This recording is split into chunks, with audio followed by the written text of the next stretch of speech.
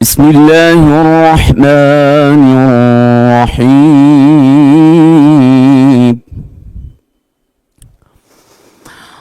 الله الذي خلقكم ثم رزقكم ثم يميتكم ثم يحييكم.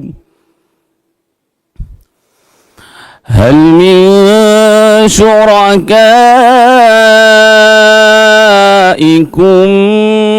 من يفعل من ذلكم من شيء سبحانه وتعالى عما يشركون.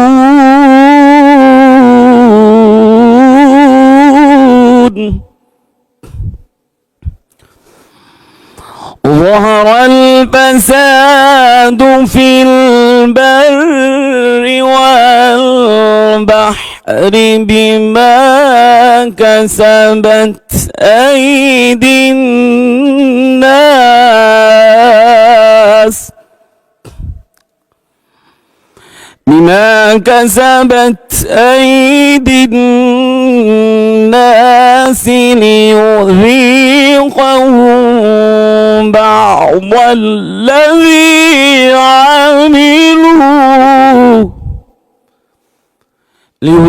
ليذيقهم بعض الذي عملوا لعلهم يرجعون. صدق الله العلي العظيم.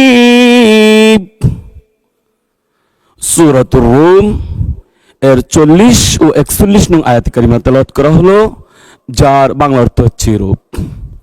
আল্লাহ তাআলা সেই পরাক্রমশালী সত্তা, যিনি তোমাদের সৃষ্টি করেছেন, অতঃপর তিনি তোমাদের রিজিক দান করেছেন, তিনি আবার তোমাদের মৃত্যু দেবেন, কিয়ামতের দিন তিনি তোমাদের আবার জীবন দেবেন।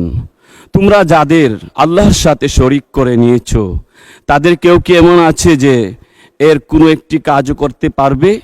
মূলত তারা আল্লাহর সাথে যাদের শরীক বানায়, তিনি তার থেকে পবিত্র এবং অনেক মহান। মানুষের কৃতকর্মের দরুন জলে স্থলে সর্বত্র বিপর্যয় ছড়িয়ে পড়েছে।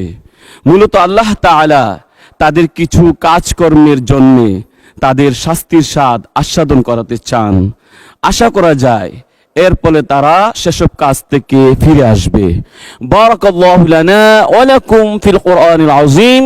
ওয়াসসালামু আলাইকুম ওয়া রাহমাতুল্লাহি ওয়া বারাকাতুহু। বিসমিল্লাহির রহমানির রহিম।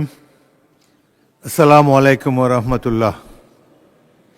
মাননীয় সদস্যবৃন্দ, দিনের কার্যসূচিভুক্ত প্রশ্ন জিজ্ঞাসা ও উত্তর টেবিলে উপস্থাপিত হলো।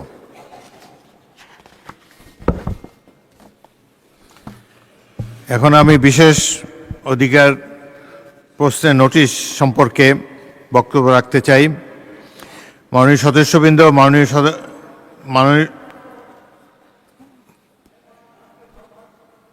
আমি এটা শেষ করে নিই, বিশেষ অধিকার শেষ করে নিই, তারপরে মাননীয় সদস্যবৃন্দ, মাননীয় সদস্য মোহাম্মদ মুজিবুর রহমান রাজশাহী 1 বিশেষ অধিকার প্রশ্নে একটি নোটিশ দিয়েছেন। তিনি তার নোটিশে উল্লেখ করেছেন, জাতীয় সংসদে মাননীয় সংসদ সদস্য পয়েন্ট অফ অর্ডার সম্পূরক প্রশ্ন বা বিভিন্ন জরুরি কারণে হাত তুলে থাকেন। মাননীয় স্পিকার সব দিকে চোখ রাখতে মাঝে মাঝে অসুবিধা অনুভব করেন, তাই সামনের টেবিলে অবস্থানরত কোনো স্টাফকে কার হাত আগে উঠল এই সিরিয়াল ঠিক করার দায়িত্ব পালন করে মাননীয় স্পিকারকে সহযোগিতা করলে আগে হাত উঠানো ব্যক্তি তার অধিকার পেতে পারেন। মাননীয় সদস্য, আমার সামনের টেবিলে জাতীয় সংসদ সচিবালয়ের সচিব সহ কর্মকর্তাগণ আমাকে আমার প্রয়োজন মতো তথ্য দিয়ে সংসদ পরিচালনায় সাচিবিক সহায়তা প্রদান করেন। কার্যপ্রণালী বিধির 54(3) বিধি অনুযায়ী সংসদ সচিবালয় সম্পর্কে সংসদে সরাসরি প্রশ্ন উত্থাপন করা বিধিসম্মত নয়। বিষয়টি কেবলমাত্র ব্যক্তিগত চিঠিপত্রের মাধ্যমে স্পিকারকে প্রশ্ন করা যেতে পারে। উপরন্তু বৈধতার প্রশ্ন উত্থাপনের জন্য স্পিকারের দৃষ্টি আকর্ষণ সবচেয়ে গুরুত্বপূর্ণ। কোনো সদস্যের বৈধতার প্রশ্ন উত্থাপনে সাফল্য নির্ভর করে সরাসরি স্পিকারের দৃষ্টি গোচরীভূত হওয়া। তাই 164 বিধিতে আপনার প্রদত্ত নোটিশটি গ্রহণ করা গেল না বলে দুঃখিত।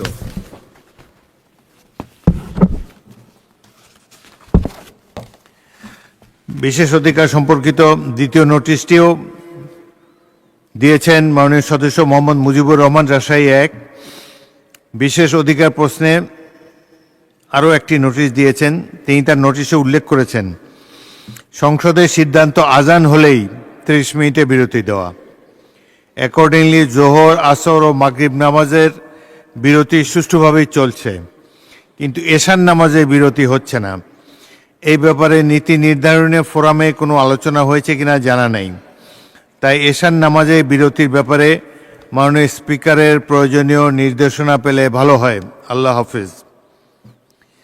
আমার বক্তব্য হচ্ছে, মাননীয় সদস্য, সংসদে প্রচলিত রেওয়াজ অনুসারে বৈঠক চলাকালীন আসর ও মাগরিবের নামাজে বিরতি দেওয়া হয়। এশার নামাজের জন্য কখনো বিরতি দেওয়া হয়নি। তাছাড়া যে কোনো সদস্য এশার নামাজের সময় নামাজ পড়ে নিতে পারেন, কোনো বাধা নেই। উপরন্তু আপনার নোটিশের বিষয়টি বিশেষ অধিকার ক্ষুণ্ণের মধ্যে পড়ে না, তাই 164 বিধিতে আপনার নোটিশটি গ্রহণ করা গেল না বলে দুঃখিত। মাননীয় সদস্য মনিরুল হক চৌধুরী, কি ব্যাপারে? এটা কি পয়েন্ট অফ অর্ডার নাকি? অত্যাধিক গুরুত্বপূর্ণ। আর্টিকেল 36 আমি দাঁড়িয়েছি জনগণের চলাফেরার প্রশ্নে, যে মৌলিক কত বিধি মাননীয় সদস্য? আর্টিকেল 36 সংবিধানের 36। মাননীয় স্পিকার, আপনি অনুমতি দিলে আমি একটু সংক্ষেপে বলে নিতে পারি। বলুন। মাননীয় স্পিকার, আমাদের এটা স্বাভাবিক কথা, আমরা সবাই চলি, সংবিধান আমাদেরকে সেই রাইট দিয়েছে। কুমিল্লা কালকে আমি ছিলাম, কালকে একটি দুঃখজনক ঘটনা ঘটেছে।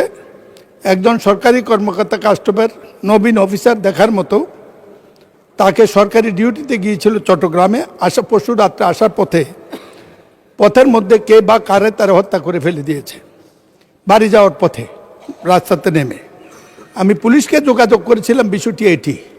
আমাদের সরকার গভীর তেল সংকটকে নিয়ন্ত্রিত করেছে, ইনশাল্লাহ মানুষের এখন আর অভিযোগ নেই। আর আমাদের উত্তর এই দিকের ওরও বারবার দাঁড়ানোর সুযোগটা কিছু সীমিত হয়েছে, কিন্তু একটি ভুল বোধ হয়ে গেছে।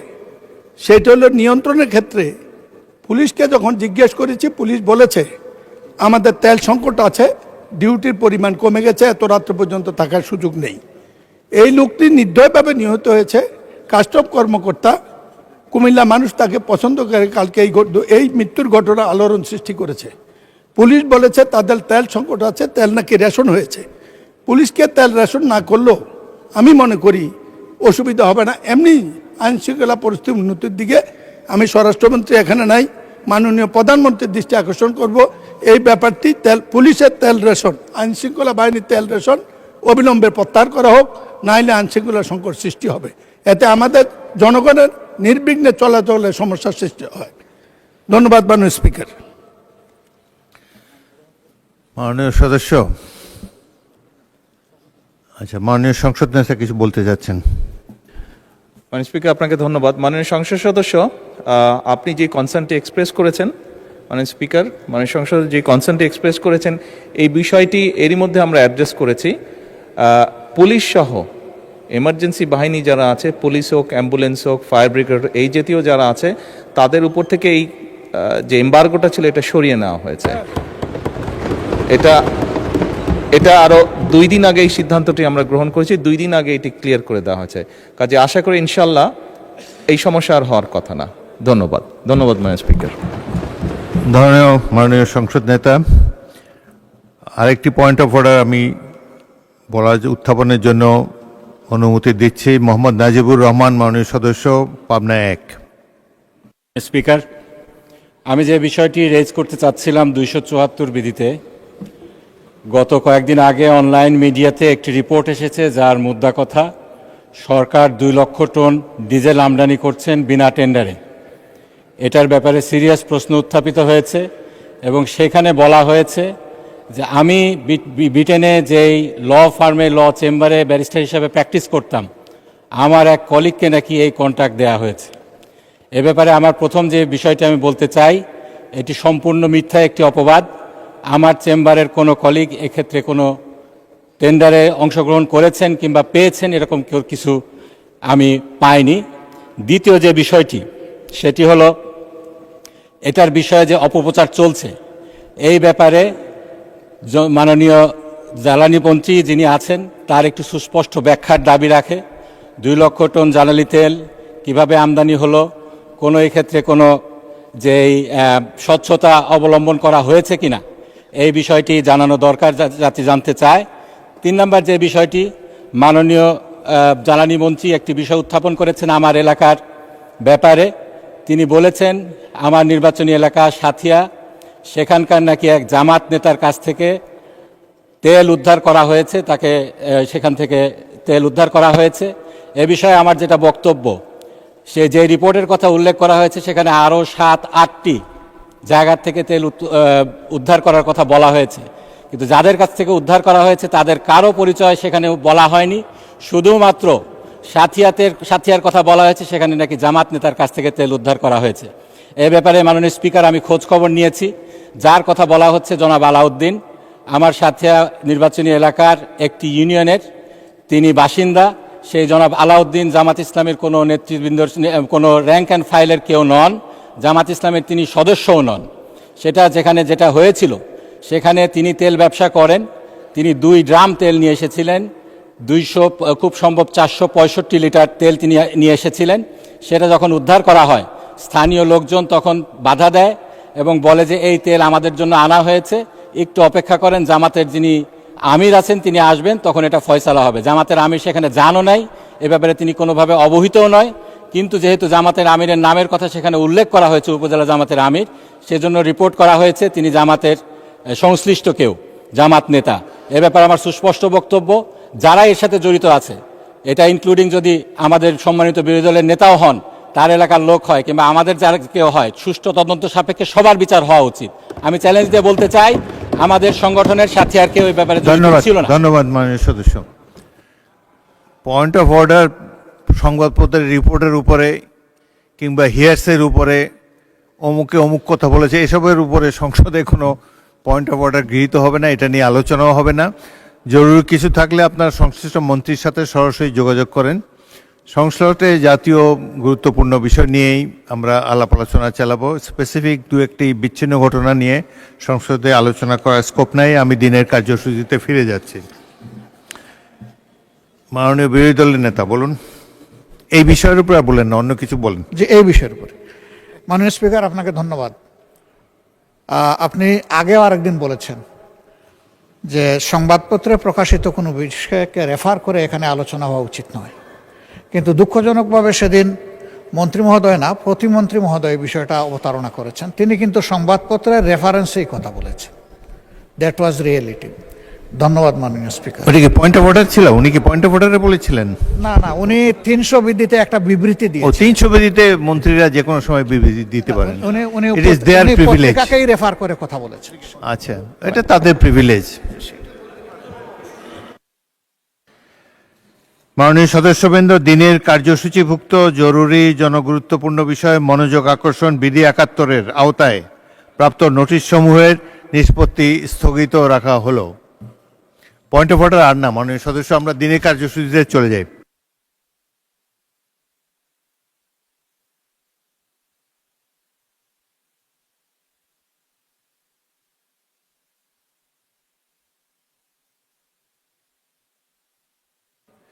আচ্ছা, মাননীয় সদস্য বলেন। আসসালামু আলাইকুম। আমি অত্যন্ত দুঃখের সঙ্গে আমি হাউসকে অবগত করছি, গত 24 তারিখ শুক্রবার আমি আমার নির্বাচনী এলাকা 161 নেত্রকোনা 5 আমি আমার সাংগঠনিক কাজে, সামাজিক কাজে এলাকায় যাই। কাজ শেষ করে ফেরার সময় আমি একটি ফিলিং স্টেশনে দেখতে পাই প্রচুর গাড়ির ভিড়। তখন আমি স্বাভাবিকভাবে সেখানে দাঁড়ালাম, ফিলিং স্টেশনে আমার গাড়ি রেখে আমি মানুষের খোঁজখবর নিলাম। ইতিমধ্যেই মাগরিবের আজান হয়ে যায়। আমি ফিলিং স্টেশনের সেখানে নামাজের জায়গা, সেখানে নামাজ পড়তে যাই আমার লোকজন সহ। এই মুহূর্তে বিএনপির কিছু লোক, যারা বিএনপির নাম ধারণ করেছে, তারা সন্ত্রাসী, তারা আমার গাড়ির উপরে হামলা চালায়। আমার লোকজন যারা সাউন্ড শুনে আসে তাদের উপরে হামলা করে, শারীরিকভাবে নির্যাতন করে। এবং আমি যে মসজিদে ছিলাম সেই মসজিদে গিয়ে আমাকে খুঁজে বের করার জন্য চেষ্টা করে। মুসল্লিরা মসজিদের দরজা বন্ধ করে দেন। সেই মসজিদের দরজা ভাঙার জন্য বিভিন্ন অস্ত্র দিয়ে তারা দরজার উপর আঘাত করে এবং আমাকে অকথ্য ভাষায় গালিগালাজ করে আমাকে মারার জন্য হুমকি দেয় এবং তারা আমাকে মেরে ফেলার জন্য চেষ্টা করে। পরবর্তীতে আমি শুনতে পাই যে সেখানে পেশাদার কিলারকে নেওয়া হয়েছিল যাতে আমাকে হত্যা করা হয়। কিন্তু মসজিদের মুসল্লিদের প্রতিরোধের মুখে তারা দরজা ভাঙতে পারে নাই বলে আজকে মাননীয় স্পিকার আপনার সামনে দাঁড়ানোর সুযোগ হয়েছে। না হয় হয়তো আজকে আমার জন্য এখানে শোক প্রস্তাব আনতে হতো এবং আমার জন্য হয়তো আপনারা 1 মিনিট নিরাপত্তা পালন করতেন। মাননীয় স্পিকার, আমি আপনার কাছে আমি আমার নিরাপত্তা চাই, আমার পরিবারের নিরাপত্তা চাই। আমাদের মাননীয় প্রধানমন্ত্রী, স্বরাষ্ট্রমন্ত্রী মহোদয়ের কাছে আমি আমার এলাকার সংগঠনের কর্মীদের নিরাপত্তা চাই। মাননীয় স্পিকার, এইভাবে আমাকে জনগণ জিজ্ঞেস করেছে যে কি অপরাধে আপনার উপর হামলা করা হলো। আমি অপরাধটা বলতে পারি নাই। আমি যতটুকু শুনেছি। মাননীয় সদস্য, আপনার কথা শুনলাম, এখন আপনি আমার কথাটা অনুগ্রহ করে শুনেন। আমি পত্রিকায় দেখলাম যে আপনার এই ঘটনায় একটি মামলা হয়েছে এবং পুলিশ 9 জনকে গ্রেফতার করেছে। মাননীয় স্পিকার, পুলিশ যাদেরকে গ্রেফতার করেছেন তাদের মধ্যে একজন শুধু তালিকাভুক্ত আসামি, বাকিরা সবাই নিরপরাধ। আজকে 9 জনের জামিনে চলে আসছে। আর যারা আসামি ছিলেন তারা সকলেই মিছিল করতেছেন। এই মুহূর্তে আমার কাছে ফোন এসেছে 3টার সময় যে তারা মিটিং করতেছে। ওকে, মাননীয় সদস্য, অপরাধীরা ঘুরে বেড়াচ্ছে। মাননীয় স্পিকার, আচ্ছা, আমি মাননীয় এসপি মহোদয়কে বলেছি যে অপরাধীরা প্রকাশ্যে ঘুরে বেড়াচ্ছে কিন্তু তাদেরকে গ্রেফতার করা হচ্ছে না, তালিকাভুক্ত আসামিদেরকে। মাননীয় স্পিকার, আমি আপনার মাধ্যমে আমার নিরাপত্তা চাই এবং আসামিদের যেন গ্রেফতার হয়, তাদেরকে উপযুক্ত শাস্তির ব্যবস্থা করা হয়। ধন্যবাদ। আমি আপনার কাছে সহযোগিতা চাই। ধন্যবাদ মাননীয় সদস্য, আপনি দয়া করে বসুন। বিষয়টি অত্যন্ত দুঃখজনক। একজন সংসদ সদস্যের উপরে হামলা, এটি কখনোই। আচ্ছা, মাননীয় কে বলবেন? মাননীয় মন্ত্রী মির্জা ফখরুল ইসলাম আলমগীর। ধন্যবাদ মাননীয় স্পিকার। আমি আপনার মাধ্যমে মাননীয় সংসদ সদস্যকে এবং জানাতে চাই যে ব্যাপারটা যেটা ঘটেছে সেটা অত্যন্ত দুঃখজনক। আমরা সবাই এই ঘটনার তীব্র নিন্দা জানিয়েছি এবং এতে আমরা অত্যন্ত দুঃখিত বোধ করেছি। আমাদের সংসদ নেতা পাশেই বসে আছেন, তিনি আমাকে বলেছেন যে তিনি নিশ্চিত করবেন যেন এটা সুষ্ঠু একটি তদন্ত হয়, প্রকৃত অপরাধীদের খুঁজে বের করে তাদেরকে শাস্তি প্রদান করা হবে। ধন্যবাদ মাননীয় স্পিকার। এবং 2 জন অলরেডি গ্রেফতার হয়েছে। 9 জন গ্রেফতার হয়েছে এবং এটা আরও সুষ্ঠু তদন্ত করে অবশ্যই তাদেরকে ব্যবস্থা দেওয়া হবে তাদের বিরুদ্ধে। ধন্যবাদ। ধন্যবাদ মাননীয় মন্ত্রী। পুরো সংসদ এই বিষয়ে একমত। আপনার এই বিষয়ে যাতে কঠিন ব্যবস্থা নেওয়া হয়, যারা প্রকৃত অপরাধী তাদেরকে ধরার ব্যাপারে মাননীয় মন্ত্রী ইতিমধ্যে বলেছেন। আপনি ফলাফল দেখার জন্য অপেক্ষা করুন। ধন্যবাদ।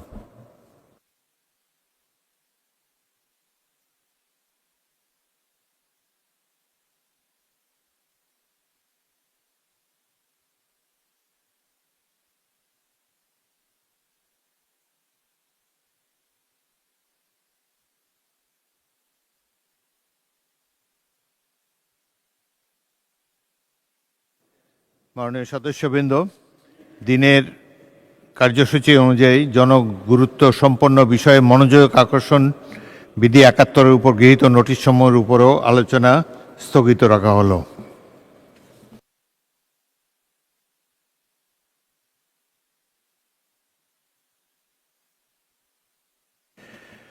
মাননীয় সদস্যবৃন্দ, আজ কার্যপ্রণালী বিধির 62 বিধি অনুযায়ী জনগুরুত্ব সম্পন্ন বিষয়ে মুলতবি প্রস্তাবের আওতায় প্রাপ্ত একটি নোটিশের সিদ্ধান্ত সংসদকে অবহিত করব।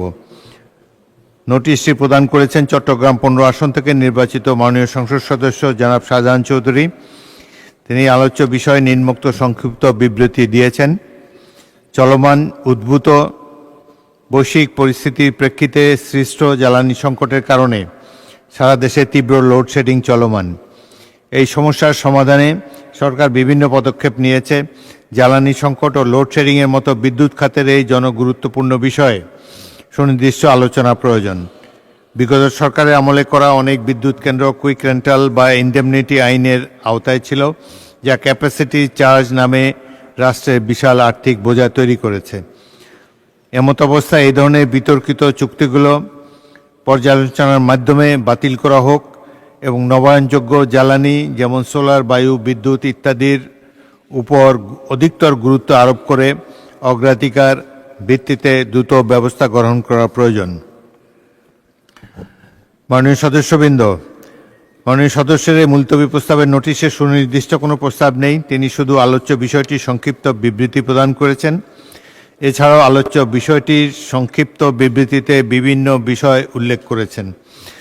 গত 22/4/26 তারিখে 68 বিধিতে দেশের বর্তমান জ্বালানি সংকট নিরসনে এবং জনদুর্ভোগ লাঘবে অবিলম্বে সরকারের কার্যকর দৃশ্যমান পদক্ষেপ গ্রহণের উপর একটি সংক্ষিপ্ত আলোচনা অনুষ্ঠিত হয়েছে।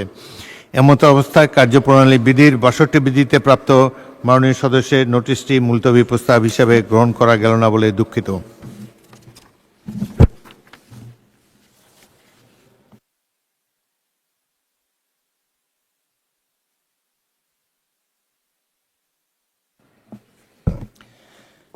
মাননীয় সদস্যবৃন্দ, দিনের সম্পূরক কর্মসূচি অনুযায়ী এখন কমিটি গঠন। আমি মাননীয় চিফ হুইপ মোহাম্মদ নুরুল ইসলামকে কার্যপ্রণালী বিধি 266 বিধি অনুযায়ী বিশেষ কমিটি গঠন সম্পর্কিত তার প্রস্তাব উত্থাপনের জন্য আহ্বান জানাচ্ছি। মাননীয় স্পিকার, গত বৃহস্পতিবার সংসদে একটি ঐতিহাসিক দিন ছিল। সংসদের ইতিহাসে খুব কম সংখ্যকবারই সরকারি দল এবং বিরোধী দল একই বিষয়ে একমত হয়েছে। 1991 সালে সংবিধানের একাদশ এবং দ্বাদশ সংশোধনীর মাধ্যমে সরকারি দল ও বিরোধী দল একমত হয়ে রাষ্ট্রপতি শাসিত সরকার থেকে সংসদীয় ব্যবস্থায় সরকারের পরিবর্তনের জন্য সংবিধান সংশোধন করেছিল। এরপর এই ধরনের ঐকমত্য খুব একটা দেখা দেয়নি। সাম্প্রতিক জ্বালানি পরিস্থিতি মোকাবেলায় করণীয় নির্ধারণ একটি কমিটি গঠন সরকারি দল ও বিরোধী দল একমত হয়েছে। মাননীয় সংসদ নেতা এবং মাননীয় বিরোধী দলীয় নেতা এই কমিটির সমসংখ্যক সদস্যদের নাম প্রস্তাব করেছেন। মাননীয় সংসদ নেতা যেমন বলেছেন, বাংলাদেশের মানুষের স্বার্থে সরকার যে কারোর সঙ্গে আলোচনায় বসতে প্রস্তুত, তেমনি বিরোধী দলের নেতাও এই সংসদ সকল জাতীয় সমস্যা সমাধানে কেন্দ্রবিন্দু হবে মর্মে আশাবাদ ব্যক্ত করেছেন। মাননীয় স্পিকার, আপনি যেমন আশা প্রকাশ করেছেন, সরকার ও বিরোধী দল এভাবে যদি সহযোগিতার মাধ্যমে অগ্রসর হয় তাহলে যে কোনো পরিস্থিতিতে মোকাবেলা করা সম্ভব হবে। তাই আমার প্রস্তাব, মাননীয় স্পিকার, মাননীয় সংসদ নেতার অনুমতিক্রমে এবং মাননীয় বিরোধী দলীয় নেতার প্রস্তাব মতে সংসদ নেতার পক্ষে আমি মোহাম্মদ নুরুল ইসলাম 110/2 বাংলাদেশ জাতীয় সংসদের চিফ হুইপ প্রস্তাব করছি যে গণপ্রজাতন্ত্রী বাংলাদেশের সংবিধানের 76 অনুচ্ছেদ অনুযায়ী জাতীয় সংসদের কার্যপ্রণালী বিধির 266 বিধি অনুসারে সাম্প্রতিক জ্বালানি নিয়ে উদ্ভূত পরিস্থিতি মোকাবেলায় করণীয় সম্পর্কে সুপারিশ সহ সংসদে রিপোর্ট প্রদান এর নিমিত্তে নিম্নলিখিত মাননীয় সংসদ সদস্যগণের সমন্বয়ে নিম্নবর্ণিত কার্যপরিধি ও মেয়াদ সহ 10 সদস্য বিশিষ্ট ত্রয়োদশ জাতীয় সংসদের বিশেষ কমিটি গঠন করা হোক। সদস্যবৃন্দ হলেন জনাব ইকবাল হাসান মাহমুদ, 63 সিরাজগঞ্জ 2 সভাপতি, জনাব অনিন্দু ইসলাম অমিত, 87 যশোর 3 সদস্য, জনাব ABM আশরাফুদ্দিন নিজান, 277 লক্ষ্মীপুর 4 সদস্য, জনাব মিয়া নুরুদ্দিন আহমেদ অপু, 223 শরীয়তপুর 3 সদস্য, জনাব মাইনুল ইসলাম খান 169 মানিকগঞ্জ 2 সদস্য, জনাব মোহাম্মদ সাইফুল আলম 185 ঢাকা 12 সদস্য, জনাব মোহাম্মদ নুরুল ইসলাম 45 চাঁপাইনবাবগঞ্জ 3 সদস্য, জনাব মোহাম্মদ আব্দুল বাতেন 189 ঢাকা 16 সদস্য এবং জনাব মোহাম্মদ আবুল হাসনাত 252 কুমিল্লা 4 এবং জনাব মোহাম্মদ আবুল হাসান 233 সিলেট 5 সদস্য। এই কমিটির পরিধি হবে সাম্প্রতিক জ্বালানি উদ্ভূত পরিস্থিতি মোকাবেলায় করণীয় সম্পর্কে সুপারিশ সহ সংসদে রিপোর্ট প্রদান করা। কমিটির মেয়াদ কমিটি গঠনের বিজ্ঞপ্তি প্রকাশের তারিখ হতে 30 দিন। মাননীয় স্পিকার, আপনাকে ধন্যবাদ। মাননীয় সদস্যবৃন্দ, মাননীয় চিফ হুইপের উত্থাপিত প্রস্তাবের উপর সংসদের সিদ্ধান্ত প্রয়োজন। কার্যপ্রণালী বিধির 292 ও 293 বিধি অনুযায়ী সিদ্ধান্তের জন্য প্রস্তাবটি আমি এখন সংসদের ভোটে দিচ্ছি। সংসদের সামনে প্রশ্ন হচ্ছে, মাননীয় প্রধানমন্ত্রী ও সংসদ নেতার পক্ষে মাননীয় চিফ হুইপ মোহাম্মদ নুরুল ইসলামের প্রস্তাব মতো এবং তার প্রস্তাবিত সদস্যদের সমন্বয়ে বর্ণিত কার্যপরিধি ও মেয়াদ সহ কার্যপ্রণালী বিধি 266 বিধি অনুযায়ী বিশেষ কমিটি গঠন করা হোক। যারা এই প্রস্তাবের পক্ষে আছেন তারা হ্যাঁ বলুন, যারা এই প্রস্তাবের বিপক্ষে আছেন তারা না বলুন। আমার মনে হয় হ্যাঁ জয়যুক্ত হয়েছে, হ্যাঁ জয়যুক্ত হয়েছে, হ্যাঁ জয়যুক্ত হয়েছে। অতএব প্রস্তাবটি সংসদে সর্বসম্মতিক্রমে গৃহীত হলো এবং সাম্প্রতিক জ্বালানি নিয়ে উদ্ভূত পরিস্থিতি মোকাবেলার করণীয় সম্পর্কে সংসদে সুপারিশ সহ রিপোর্ট প্রদান করার জন্য কার্যপ্রণালী বিধির 266 বিধি অনুযায়ী বিশেষ কমিটি গঠিত হলো। এই কমিটির মেয়াদ কমিটি গঠনের বিজ্ঞপ্তি প্রকাশের তারিখ হতে 30 দিন।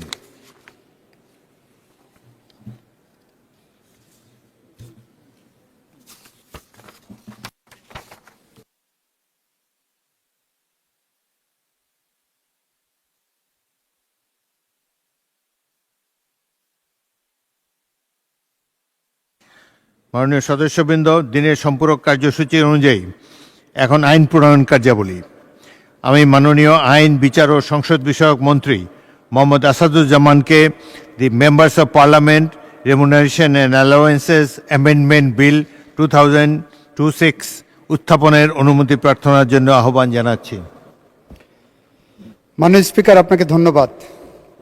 মাননীয় স্পিকার, আমি মোহাম্মদ আসাদুজ্জামান, মন্ত্রী আইন, বিচার ও সংসদ বিষয়ক মন্ত্রণালয়, the members of parliament remuneration and allowances order 1973 এর অধিকতর সংশোধনকল্পে আনিত একটি bill, the members of parliament remuneration and allowances amendment bill 2026 এই মহান সংসদে উত্থাপনের জন্য অনুমতি প্রার্থনা করছি। মাননীয় সদস্য, আপনি কি আপত্তি করবেন? উত্থাপন করুন। ধন্যবাদ মাননীয় স্পিকার। এই বিলটি যেখানে আপত্তি, তার আগে আমি ধন্যবাদ জানাতে চাই। এটি একটি অত্যন্ত প্রয়োজনীয় এবং সংসদ সদস্যদের জন্য শুল্কমুক্ত গাড়ি, এটা মনে হয় বাংলাদেশ ছাড়া বিশ্বের আর কোথাও নেই। শুধু একটা বিষয় আমি একটু দৃষ্টি আকর্ষণ করতে চাই। এখানে উদ্দেশ্য এবং কারণ সম্বলিত একটি বিবৃতি দেওয়া হয়েছে, যেখানে বলা হয়েছে যে জাতীয় সংসদের যিনি সম্মানিত নেতা রয়েছেন তার কৌশলী দৃষ্টিভঙ্গি, দূরদর্শী দৃষ্টিভঙ্গির আলোকে বাংলাদেশ জাতীয় সংসদের সদস্যদের জন্য বিদ্যমান শুল্কমুক্ত গাড়ির সুবিধা বর্তমানে অর্থনৈতিক বাস্তবতার পরিপ্রেক্ষিতে পুনর্বিবেচনা প্রয়োজন। এখানে মাননীয় স্পিকার, আমরা সবাই জানি, আপনিও জানেন, মাননীয় বিরোধী দলের নেতার একটা ভূমিকা ছিল।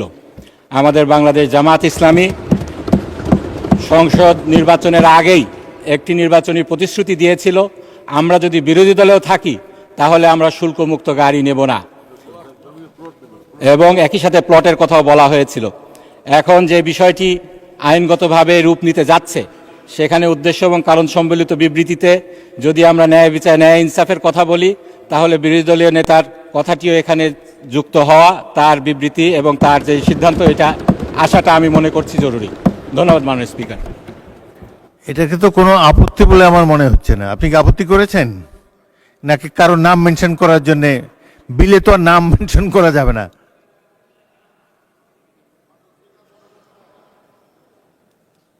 মাননীয় আইনমন্ত্রী। মাননীয় স্পিকার, আপনাকে ধন্যবাদ। আপনার মাধ্যমে আমার মাননীয় সংসদ সদস্যকেও ধন্যবাদ জানাচ্ছি। মাননীয় স্পিকার, রাজনৈতিকভাবে রাজনৈতিক দলগুলো, দলের নেতারা এই সংসদের বাইরে যা কিছু কথা বলেন, সেটা রাজনীতির ব্যাপার। যখন আইনের প্রশ্ন আসবে, মাননীয় স্পিকার, বিলটা উত্থাপন করেন পাবলিক পলিসি হিসেবে সরকারের পক্ষ থেকে সংশ্লিষ্ট মন্ত্রী। এটা কোনো প্রাইভেট বিল যদি হতো, তাহলে ওনার পক্ষ থেকে মাননীয় বিরোধী দলের নেতার দূরদৃষ্টি সম্পর্কে উত্থাপন করতে পারতেন, সেটা ওনার একটা প্রিভিলেজ অ্যান্ড রাইট। আমরা পার্লামেন্টের প্রথম পার্লামেন্টারি কমিটির মিটিংয়ে মাননীয় সংসদ সদস্য এই বিষয়ে সরকারি দলের পার্লামেন্ট সদস্যদের মিটিংয়ে এটা উত্থাপন করার জন্য বলেছিলেন, এবং সেই অনুসারে আমরা উদ্দেশ্য এবং কারণ সংবলিত এই বিবৃতি তৈরি করেছি। এই পার্লামেন্টে ওনাদের পক্ষ থেকে এ ধরনের কোনো বক্তব্য আমাদের কাছে আসেনি। মাননীয় স্পিকার, নেভারদিলেস ওনারা যেহেতু তুলেছেন, মাননীয় সংসদ নেতা মাননীয় প্রধানমন্ত্রী ইতিমধ্যেই বলেছেন যে ওনার নামটাও যদি এর সাথে সংযুক্ত হয় তাহলে আমাদের কোনো আপত্তি নেই মাননীয় স্পিকার। সেই কারণে আমি ওনার নাম উল্লেখ করে মাননীয় সদস্য, আপনি আমার কথাটা একটু শুনেন। জি তিনি কোনো আপত্তি দেন নাই, জি সুতরাং আপনি বিলটি উত্থাপন করুন। মাননীয় স্পিকার, আপনাকে ধন্যবাদ। আমি একটু উদ্দেশ্য কারণ সংবলিত বিবৃতিটা বিলের সাথে পড়তে চাচ্ছি। মাননীয় স্পিকার, জনগণের সেবা করার প্রতিশ্রুতি দিয়ে সংসদ সদস্য নির্বাচিত হওয়ার পর সংসদ সদস্যদের নিজের নামে শুল্কমুক্ত গাড়ি আমদানি একদিকে যেমন নির্বাচনী প্রতিশ্রুতির সাথে সামঞ্জস্যপূর্ণ নয়, অন্যদিকে তেমনি এ ধরনের শুল্কমুক্ত সুবিধা কর প্রদানের ক্ষেত্রে দেশের মালিক জনগণের সাথে দৃশ্যমান বৈষম্য তৈরি করে। এ প্রেক্ষিতে মাননীয় সংসদ নেতার দূরদর্শী দৃষ্টিভঙ্গির আলোকে বাংলাদেশ জাতীয় সংসদের সদস্যদের জন্য বিদ্যমান শুল্কমুক্ত গাড়ি সুবিধা বর্তমান অর্থনৈতিক বাস্তবতার প্রেক্ষাপটে পুনর্বিবেচনা প্রয়োজন। রাষ্ট্রীয় ব্যয় সংকোচন, স্বচ্ছতা ও জবাবদিহিতা বৃদ্ধি এবং নাগরিকদের সাথে সাম্য প্রতিষ্ঠা কল্পে উক্ত সুবিধা বাতিল করার জন্য the members of parliament remuneration and allowances order 1973 PO number 28 of 1973 এর আর্টিকেল 3C বিলুপ্ত করার উদ্দেশ্যে এই বিলটি এই মহান জাতীয় সংসদে উপস্থাপন করা হলো। মাননীয় স্পিকার, আপনাকে ধন্যবাদ। দি members of parliament remuneration allowance amendment bill 2026 সংসদে উত্থাপিত হলো। আমি এখন মাননীয় আইন, বিচার ও সংসদ বিষয়ক মন্ত্রী মোহাম্মদ আসাদুজ্জামানকে সংসদে উত্থাপিত আকারে দি members of parliament remuneration and allowances amendment bill 2026 অবিলম্বে বিবেচনার প্রস্তাব উত্থাপনের জন্য আহ্বান জানাচ্ছি। মাননীয় স্পিকার, আপনাকে ধন্যবাদ। মাননীয় speaker, the members of parliament remuneration and allowances order 1973 এর অধিকতর সংশোধন কল্পে আনিত the members of parliament remuneration and allowances amendment bill 2026 অবিলম্বে এই মহান সংসদে বিবেচনার জন্য গ্রহণ করা হোক। সংসদের সামনে প্রশ্ন হচ্ছে, সংসদে উত্থাপিত আকারে দি members of parliament remuneration and allowances amendment bill 2026 অবিলম্বে বিবেচনার জন্য গ্রহণ করা হোক। যারা এই প্রস্তাবের পক্ষে আছেন তারা হাঁ বলুন, যারা এই প্রস্তাবের বিপক্ষে আছেন তারা না বলুন। আমার মনে হয় হাঁ জয়যুক্ত হয়েছে, হাঁ জয়যুক্ত হয়েছে, হাঁ জয়যুক্ত হয়েছে। অতএব সংসদে উত্থাপিত আকারে দি members of parliament remuneration and allowances amendment bill 2026 অবিলম্বে বিবেচনার জন্য গৃহীত হলো।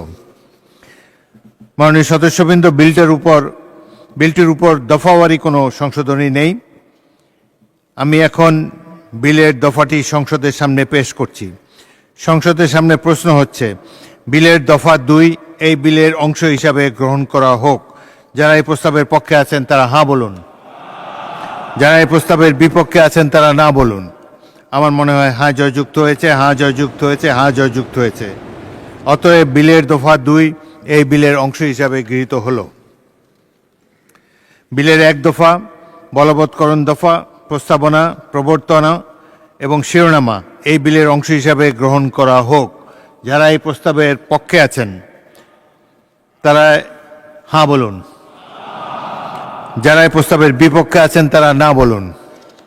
আমার মনে হয় হাঁ জয়যুক্ত হয়েছে, হাঁ জয়যুক্ত হয়েছে, হাঁ জয়যুক্ত হয়েছে। অতএব বিলের 1 দফা, বলবৎকরণ দফা, প্রস্তাবনা, প্রবর্তন এবং শিরোনামা এই বিলের অংশ হিসাবে গৃহীত হল।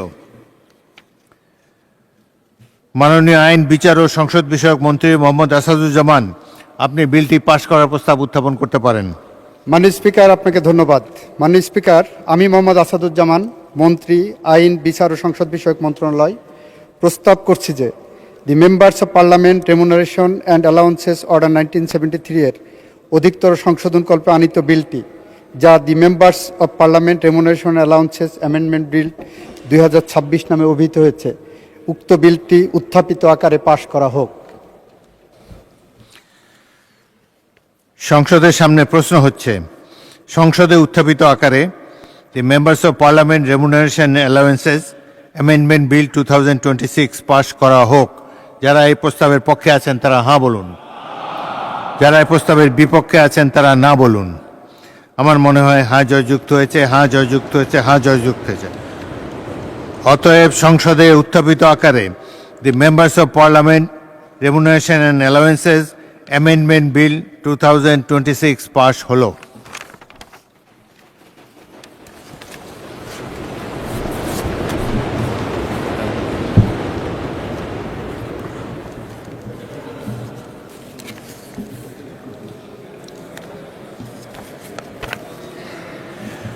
মাননীয় সদস্যবৃন্দ, দিনের কার্যসূচি অনুযায়ী এখন মহামান্য রাষ্ট্রপতির ভাষণ সম্পর্কে আনীত ধন্যবাদ প্রস্তাবের উপর আলোচনা। আমি প্রথমেই আহ্বান জানাচ্ছি মাননীয় সদস্য হুমাম কাদের চৌধুরী, চট্টগ্রাম ৭। আপনার সময় 6 মিনিট। বিসমিল্লাহির রহমানির রহিম। মাননীয় স্পিকার, আপনাকে ধন্যবাদ। প্রথমত এই জিনিসটা বলা দরকার, আজকে আমার এখানে থাকার কথা ছিল না, আমার এখানে দাঁড়িয়ে বক্তব্য রাখারও কথা ছিল না। আমার মরহুম বাবা সালাউদ্দিন কাদের চৌধুরী, ওনাকে মিথ্যা মামলায় হত্যা করা হয়, আর সেই কারণে the Almighty in His great wisdom has decided that I stand here in His stead. আমি যদি কোনো ভুল করে থাকি আমাকে ক্ষমা করে দিবেন, তবে প্রথমবারের মতো বক্তব্য রাখছি এই সংসদে, কিছুটা তো নার্ভাসনেস আছে। শুরুতেই আমি শ্রদ্ধার সাথে স্মরণ করছি শহীদ রাষ্ট্রপতি জিয়াউর রহমানকে এবং বেগম খালেদা জিয়াকে। ওনাদের কারণে আজকে এই স্বাধীন বাংলাদেশে দাঁড়িয়ে আপনার সামনে বক্তব্য রাখতে পারছি। মাননীয় স্পিকার, আমি প্রথমে আপনাকে ধন্যবাদ জানাতে চাই। আপনি হয়তো ভুলে গেছেন, তবে আপনার সাথে আমার একটা বেশ পুরানো সম্পর্ক আছে। আমার বাবা যখন বাংলাদেশ জাতীয়তাবাদী দল জয়েন করে, সেই প্রস্তাব আপনি নিয়ে গিয়েছিলেন, আর তার মাধ্যমেই, যেহেতু আমার বাবা জাতীয়তাবাদী দল এবং জাতীয়তাবাদে বিশ্বাস করতেন, সেই কারণে আজকে আমি মাননীয় প্রধানমন্ত্রী তারেক রহমান সাহেবের দলে যোগ দিয়ে ওনার সংসদ সদস্য হিসেবে দাঁড়িয়েছি। মাননীয় স্পিকার, এখানে দাঁড়ানোর পরে অনেকেই তাদের নিজ নিজ এলাকার সমস্যার ব্যাপারে কথা বলেন। আমি আজকে সেটা থেকে একটু দূরে সরে যাচ্ছি। রাঙ্গুনিয়া চট্টগ্রাম ৭-এর জনগণ আমাকে ভোট দিয়ে এখানে পাঠিয়েছে, কারণ তারা বিশ্বাস করেছে যে আমার মধ্যে হয়তো সেই ক্যাপাবিলিটিটা আছে, যেটার মাধ্যমে এই এলাকার সব সমস্যার সমাধান আমি খুঁজে পাব। আজকে এখানে দাঁড়িয়েছি, ধন্যবাদ জানাচ্ছি মাননীয় প্রধানমন্ত্রীকে, কারণ উনি একটা সুযোগ করে দিয়েছে আমাকে এবং আমাদের সকল সদস্যদেরকে, যেখানে বারবার করে সংসদে দাঁড়িয়ে ওনার সাথে আলাপ আলোচনা করা যাচ্ছে। ওনাকে এখানে পাচ্ছি আমরা, এবং ওনার সাথে আমাদের যেই মিনিস্টাররা ওনার সাথে কাজ করছেন তাদেরকেও আমরা প্রতিদিন পাচ্ছি। তাদের কাছে আমি অনুরোধ করব, আমার এলাকার যখন সমস্যা নিয়ে আপনাদের কাছে আসি, সাহায্য করবেন। 17 বছর ধরে কোনো ধরনের উন্নয়ন হয়নি রাঙ্গুনিয়ায়। আজকে আপনাদের কাছে হাত পেতে ছোট ভাই হিসেবে এসেছি, আশা করি আপনারা সকলেই সাহায্য করবেন। মাননীয় স্পিকার, বর্তমানে আমরা একটা জিনিস নোটিস করছি, সেটা হচ্ছে এই সংসদের মধ্যে একটা ট্রাস্টের ল্যাকিং চলে এসেছে। আমরা বারবার করে বলেছি, আমার প্রধানমন্ত্রী বারবার করে বলেছে, জুলাই সনদের মধ্যে যা যা লেখা আছে অক্ষরে অক্ষরে সেটা বাস্তবায়ন করব আমরা। তবে আমার বিরোধী দলের বন্ধুরা সেটা বিশ্বাস করতে রাজি না। হয়তো এত বছর নির্যাতিত হওয়ার কারণে তারা এখন আর কাউকে বিশ্বাস করে না। তবে আমি বলে রাখি, আপনারা যেভাবে করে 17 বছর নির্যাতিত হয়েছিলেন, আমরা এখানে যারা উপস্থিত আছি আমরা সকলেই নির্যাতিত হয়েছিলাম। আপনারা যেভাবে করে এখানে সংসদ সদস্য আছে যে আয়না ঘরে অনেক বছর ছিলেন, আমিও সেই একই আয়না ঘরে 7 মাস হয়ে এসেছি। বেশ লম্বা জার্নি ছিল আয়নাঘর থেকে এই সংসদ পর্যন্ত। আশা করি আমার উপরে তারা ভরসা রাখবে। আশা করি যারা যারা এখানে নির্যাতিত, যারা এখনো এই গুমের শিকার, যারা এখনো প্রিয়জনকে ফিরে পায়নি তাদের উপরে ওনারা ভরসা রাখবেন। আমরা একটা নতুন জিনিস দেখতে পেলাম।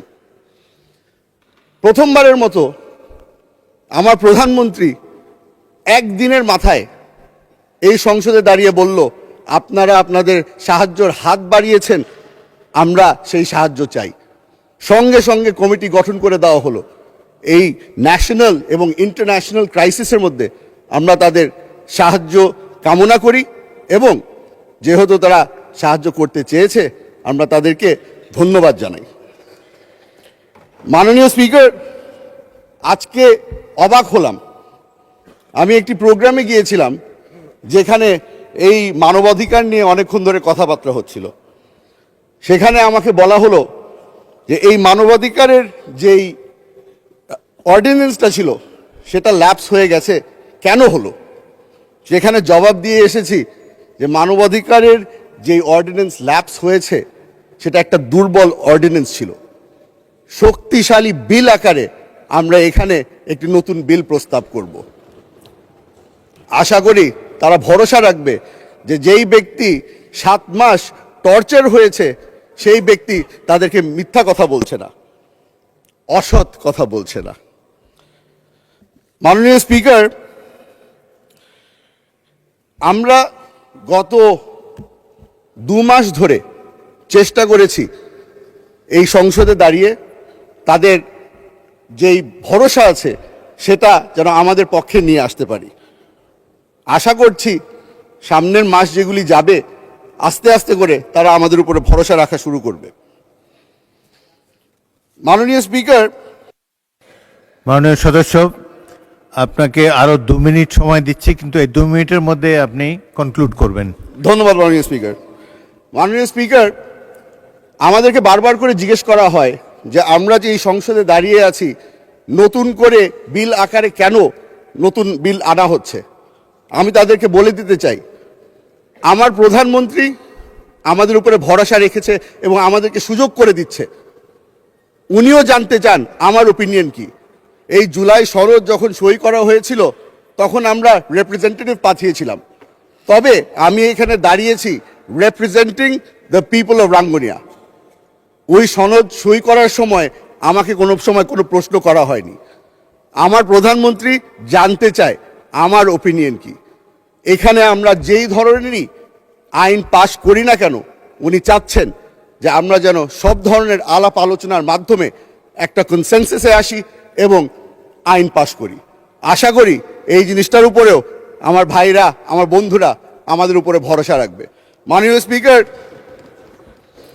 আপনাকে ধন্যবাদ জানাচ্ছি, আবারও আপনাকে ধন্যবাদ জানাচ্ছি। এই সুযোগ করে দিয়েছেন।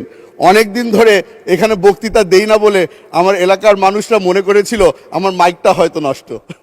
আজকে আমি প্রমাণ করতে পারলাম যে আমার মাইক ঠিক আছে এবং আমার স্পিকার আমাকে সুযোগ করেছে। ধন্যবাদ মাননীয় স্পিকার। ধন্যবাদ মাননীয় সদস্য। আপনার পিতা সালাউদ্দিন কাদের চৌধুরী একজন বিশিষ্ট পার্লামেন্টারিয়ান ছিলেন। আমরা আশা করছি সুনামের দিক থেকে আপনি তাকেও অতিক্রম করে যাবেন এক সময়। ধন্যবাদ। মাননীয় সদস্য জনাব মোহাম্মদুল্লাহ, ময়মনসিংহ 2, আপনার সময় 5 মিনিট। আসসালামু আলাইকুম রহমতুল্লাহ বারাকাতু।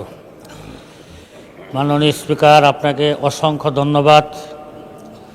আমি ধন্যবাদ জানাই, আমি বাংলাদেশ খেলাফত মজলিসের মনোনীত প্রার্থী ছিলাম, আমার দলের প্রধান আল্লামা মামুনুল হক সাহেবকে। আমি ধন্যবাদ জানাই তার আব্বাজান বাংলাদেশের সর্বপ্রথম বাংলায় বুখারি অনুবাদ করেছিলেন, যে বাংলা বুখারি আজকে বাংলাদেশের প্রতিটি ঘরে ঘরে। আমি ধন্যবাদ জানাই 71-এ যারা জীবন দিয়ে দেশ স্বাধীন করেছিলেন এবং আপনার মতো যারা মুক্তিযোদ্ধারা বেঁচে আছেন তাদের সকলকে ধন্যবাদ জানাই। আমি ধন্যবাদ জানাই 2013 সালে শাপলা চত্বরে নিরস্ত্র হেফাজত নেতৃবৃন্দ যারা জীবন দিয়েছেন তাদেরকে। আপনি জানেন মাননীয় স্পিকার, ভালো করে জানেন, আমাদের মাননীয় প্রধানমন্ত্রী বেগম খালেদা জিয়া সেদিন বিএনপি এবং তার দলের নেতাকর্মীদের বলেছিলেন হেফাজতের নেতাদের পাশে দাঁড়াতে। হেফাজতের নেতারা ভরসা পেয়েছিল বিএনপি আমাদের পাশে থাকবে। সেদিন যদি বিএনপির নেতা কর্মীরা হেফাজতের পাশে থাকতো তাহলে এই স্বৈরাচার সরকার আর 11 বছর লম্বা সময় পাইতো না। মাননীয় স্পিকার, আমি তাদেরকে স্মরণ করি। আমি আপনার মাধ্যমে আরেকটা কথা স্মরণ করি, আরও স্মরণ করি 2024-এ যে সমস্ত ছাত্র ভাইয়েরা আন্দোলন করে প্রায় 1,500 ছাত্র জীবন দিয়েছেন। এই 1,500 ছাত্র জীবনের বিনিময়ে আজকে আমরা সংসদে এসেছি। আজকে এখানে আমাদের মাননীয় প্রধানমন্ত্রী আছেন, আমাদের বিরোধী দলীয় নেতা আছেন। আমি জানি না পৃথিবীর কোনো পার্লামেন্টে এরকম সুন্দর এবং এরকম ভদ্র নম্র দুইজন পার্লামেন্টারিয়ান আমরা কোথাও পেয়েছি কিনা। আমি জানি আমাদের প্রধানমন্ত্রী শহীদ জিয়াউর রহমানের সন্তান, বেগম খালেদা জিয়ার সন্তান। ওনাদের মতো যেমন বাংলাদেশে নামকরা রাষ্ট্রপতি জিয়াউর রহমানের মতো কেউ ছিলেন না, খালেদা জিয়ার মতো দেশপ্রেমিক প্রধানমন্ত্রীও বাংলাদেশে কেউ ছিলেন না। আমি ওনার সন্তান হিসাবে প্রধানমন্ত্রীর কাছে আবেদন রাখব, আপনি আমাদের বিরোধী দলের নেতাকে নিয়ে 24-এর গণ অভ্যুত্থানের যে আইনটা আমরা চাচ্ছি, আইনের মার পেছে না ফেলে আমাদের স্বরাষ্ট্রমন্ত্রী, যিনি আমাদের বাংলাদেশের সবচেয়ে স্মার্ট মন্ত্রী, ওনার যেমন যোগ্যতা আল্লাহ দিয়েছেন, ওনার সব কিছু স্মার্টনেস, আমি বলবো স্বরাষ্ট্রমন্ত্রীর সহযোগিতায় দুই প্রধানমন্ত্রী এবং আমাদের বিরোধী দলের নেতা মিলে 24-এর যে আইনটা নিয়ে আমরা মারপেসের মধ্যে আছি, এই মারপেস থেকে আমাদেরকে বের করে নিয়ে আসবেন। মাননীয় স্পিকার, আমরা এখানে এসে জনগণ, বাংলাদেশের জনগণ আমাদেরকে, বিশেষ করে আমার আসন বাংলা 147 ময়মনসিংহ 2 ফুলপুর তারাকান্দা, এখানকার মানুষ 54 বছর কোনো সুযোগ সুবিধা ভোগ করেনি। বাংলাদেশের প্রতিটি থানা আপনি হিসাব করে দেখেন, আমার ফুলপুর তারাকান্দাতে আইডি পরাযুক্ত রাস্তাগুলোর মধ্যে মাত্র 20% রাস্তা পাকা, এর মধ্যে 10% অচল অবস্থা। এরকম মন্দ এবং অচল অবস্থা আমার বাংলাদেশে, আমার ফুলপুর তারাকান্দার মতো আর কোথাও নাই। আমি মাননীয় সড়ক মন্ত্রী এবং সেতু মন্ত্রীর কাছে অনুরোধ করব, আপনি যদি একটু দৃষ্টি দিতেন। এই মানুষগুলো আমি আলেম দেখে তারা বিবেচনা করেছিল, অন্য এমপি মন্ত্রী যারা ছিল তারা এলাকার কমিটমেন্ট দিয়ে কমিটমেন্ট রক্ষা করে নাই। আমি কমিটমেন্ট রক্ষা করব, এই বিশ্বাসে আমাকে ভোট দিয়ে সংসদে পাঠিয়েছে। আমি মাননীয় সড়ক মন্ত্রী এবং সেতু মন্ত্রীকে অনুরোধ করব, আমার দিকে একটু বিবেচনা করবেন, আমার এলাকার অসহায় মানুষদের দিকে একটু বিবেচনা করবেন। মাননীয় স্পিকার, আমার 2টি থানায় 2টি হাসপাতাল আছে, 50 শয্যা বিশিষ্ট হাসপাতাল। এর মধ্যে একটা হাসপাতাল শুধু আউটডোর আছে, ইনডোর নাই। আরেকটা হাসপাতালে 50 শয্যা বিশিষ্ট হাসপাতাল, আউটডোর ইনডোর আছে, কিন্তু আশপাশে 4-5টি থানার রুগী আপনি যদি যান মাননীয় স্পিকার, চোখের পানি আসবে। রাস্তাঘাটে, বারান্দায়, সব জায়গায় শত শত রুগী পড়ে আছে, কোনো তাদের খাবারের ব্যবস্থা নাই, ওষুধের ব্যবস্থা নাই, তাদের চিকিৎসার ব্যবস্থা নাই। কিন্তু মানুষ আশায় বুক বেঁধে বসে থাকে যে চিকিৎসা হয়তো হবে। আমি মাননীয় স্বাস্থ্যমন্ত্রীর কাছে অনুরোধ করব, ওনার কাছে আমি একটা ডিউ দিয়েছি, আপনি আমার এই 2টা হাসপাতালের দিকে একটু নজর রাখবেন। মাননীয় স্পিকার, আমরা সংসদে এসেছি, একটা কথা না বললেই পারতেছি না, আমাকে একটু সময় বাড়িয়ে দিবেন, বিশেষ করে একটু সময় বাড়িয়ে দিবেন। পহেলা 14 তারিখ পহেলা বৈশাখে সরকারি অনুষ্ঠানে যোগ দেওয়ার জন্য আমি তারাকান্দা উপজেলা অফিসে গিয়েছিলাম। সেখানে আমাকে এবং আমার দলের নেতা কর্মীদের উপর আক্রমণ করা হয়েছে, আমাকে মেরে ফেলার হুমকি দেওয়া হয়েছিল। এরপর আমরা একটা সমাবেশ করেছিলাম, প্রতিবাদ সমাবেশ থেকে আসার সময় আমাদের 10 থেকে 15 জন মানুষের উপর আক্রমণ করে রক্তাক্ত করে তাদেরকে হাসপাতালে পাঠানো হয়েছিল। ফেসবুকে যখন রক্তাক্ত ছবিগুলো দেওয়া হয়েছে, তখন তারা সাংবাদিক সম্মেলন করে বলেছে যে পাকের ঘরের মধ্যে মুরগি জবাই করে রক্ত মাখানো হয়েছে। মাননীয় সদস্য, আপনি 1 মিনিটের মধ্যে আপনার বক্তব্য শেষ করেন। 1 মিনিট শেষ করেন। 2 মিনিট দিয়ে ওকে, 2 মিনিটে শেষ করেন। আমি সেটার একটা তদন্ত করে একটা বিচার চাই। মাননীয় স্পিকার, আমি লম্বা কথা বলবো না, যেহেতু সময় কম দিয়েছেন। আমরা এখানে এসেছি দেশ জাতির কল্যাণের জন্য, এই দেশের মানুষ মানব কল্যাণের জন্য। আমি আপনার মাধ্যমে আমাদের প্রধানমন্ত্রী হয়ে সকল মন্ত্রী বরাবর আমি 1-2টা প্রস্তাব রাখবো, যদি একটু বিবেচনা করেন তা আমাদের পরবর্তী প্রজন্ম খুব সুন্দর হবে, ভালো হবে, এটা আমি আশা রাখি। 1 নম্বর প্রস্তাব, মাননীয় স্পিকার, বাংলাদেশের কওমি মাদ্রাসা স্বীকৃতি হয়েছে, স্বীকৃতির বাস্তবায়ন হয় নাই। মাননীয় শিক্ষামন্ত্রীর বরাবর আমি বলবো এটা বাস্তবায়ন করে school, primary school, high school, college এবং আলিয়া মাদ্রাসাগুলোতে যদি এই সমস্ত আলেমদেরকে তাদেরকে শিক্ষার এবং শিক্ষকতার ব্যবস্থা করে দেন, তাহলে এরা পরকালীন শিক্ষায় শিক্ষিত করলে দুনিয়ার খারাপের থেকে এরা বেঁচে থাকার রাস্তা পাবে ইনশাআল্লাহ। মাননীয় স্পিকার, আর একটা ছোট্ট বক্তব্য হবে। আমাদের প্রধানমন্ত্রী উদ্যোগ নিয়েছেন, এই উদ্যোগটা যেন আরও জোরে সোরে আর একটু বড় সড়ো করতে পারেন। আমাদের বাংলাদেশে প্রায় প্রত্যেকটা ইউনিয়ন ভিত্তিক একটা করে মসজিদে ইমাম এবং মুয়াজ্জিনদের বেতন ভাতা চালু করেছেন। আমি মাননীয় প্রধানমন্ত্রীকে বলবো বাংলাদেশের প্রত্যেকটা মসজিদের ইমাম মুয়াজ্জিনদের বেতন ভাতা চালু করা হোক। এবং তার চেয়ে বড় কাজ হবে যদি ইমাম মুয়াজ্জিনদের মাধ্যমে, আপনারাও পড়েছেন মক্তবে, আমরাও পড়েছি মক্তবে, আজ থেকে 30-40 বছর আগে যে মক্তবে যারা লেখাপড়া করেছে তাদের চরিত্র ততটা খারাপ হয় নাই, মক্তব বন্ধ হওয়ার পরে আমাদের জেনারেশন যতটা খারাপ হয়েছে। মাননীয় স্পিকার, আমি আপনার কাছে বলবো প্রত্যেকটা মসজিদের জন্য ইমাম মুয়াজ্জিনদের বেতন যেমন চালু করবেন, প্রত্যেকটা মসজিদের জন্য মক্তব শিক্ষা চালু করা হয়। আমাদের কোমলমতি শিশুদেরকে দিন শিক্ষা দিয়ে, পরকালীন শিক্ষা দিয়ে আদর্শবান নাগরিক হিসাবে তাদেরকে করতে পারি। মাননীয় স্পিকার, আপনাকে অনেক ধন্যবাদ, অসংখ্য ধন্যবাদ। আমাকে সুযোগ দিয়েছেন, আশা করব ভবিষ্যতে সময় দিয়ে কিছু কথা বলার সুযোগ দিবেন। আসসালামু আলাইকুম ওয়া রাহমাতুল্লাহি ওয়া বারাকাতুহু। ধন্যবাদ মাননীয় সদস্য। পরবর্তী বক্তা সুলতান সালাউদ্দিন টুকু, টাঙ্গাইল 5। মাননীয় প্রতিমন্ত্রী, আপনার সময় 7 মিনিট। মাননীয় স্পিকার, সময় একটু বাড়িয়ে দিবেন দয়া করে যদি। বিসমিল্লাহির রহমানির রহিম। মহান করুণাময় আল্লাহর উপরে শুকরিয়া আদায় করছি, এই মহান সংসদে আমাকে কথা বলার তৌফিক দান করেছেন। সকল প্রশংসার দাবিদার আল্লাহ রাব্বুল আলামিন। আমি স্মরণ করছি স্বাধীনতার মহান ঘোষক শহীদ রাষ্ট্রপতি জিয়াউর রহমানকে। আমি স্মরণ করছি মমতাময়ী মা, যার মাতৃস্নেহে বড় হয়েছি, দেশ নেত্রী বেগম খালেদা জিয়াকে। আমি কৃতজ্ঞতা প্রকাশ করছি আজকের এই হাউজের নেতা মাননীয় প্রধানমন্ত্রী দেশনায়ক তারেক রহমানের প্রতি। আমি কৃতজ্ঞতা প্রকাশ করছি আমার টাঙ্গাইল 5 এলাকার যে জনগণ আমাকে ভোট দিয়ে এই সংসদে পাঠিয়েছেন তাদের প্রতি আমি কৃতজ্ঞতা প্রকাশ করছি। বিশেষ করে আমি কৃতজ্ঞতা প্রকাশ করছি বাংলাদেশের সকল নারী ভোটারদের প্রতি, যারা বেহেশতের প্লবনকে প্রত্যাখ্যান করে বিএনপিকে নির্বাচিত করেছেন, সেই সব নারী ভোটারদের। মাননীয় স্পিকার, নতুন সংসদ সদস্য তো, সেই জন্য একটা কথা বলতে চাই। আমি কি কাউকে মুনাফেক বলতে পারবো এই সংসদে? না, পারবেন না। আচ্ছা, আমি মুনাফেক বললাম না কাউকে। মাননীয় স্পিকার, জুলাই সনদ নিয়ে কথা হচ্ছে। এই সংসদে আইন পাশ হবে, আমরা আইনের পাশ করার জন্যই জনগণ আমাদেরকে পাঠিয়েছে। আইনের বিপক্ষে কথা বললে হবে? আইনের পক্ষে কথা বলতে আসুন, আইন নিয়ে কথা বলুন। ওনারা বেল আইনে চলতে চায়, কোনো আপত্তি নেই। মাননীয় স্পিকার, জুলাই আন্দোলন নিয়ে কথা হয়েছে। আমি ওই সময় জেলখানায় ছিলাম। জামাতের সাধারণ সম্পাদক গোলাম পারোয়ার সাহেব আমার পাশের সিটেই ছিলেন। আমি ম্যাক্সিমাম সময় তাকে আমার বালিশটা দিতাম তাদেরকে শোয়ার জন্য।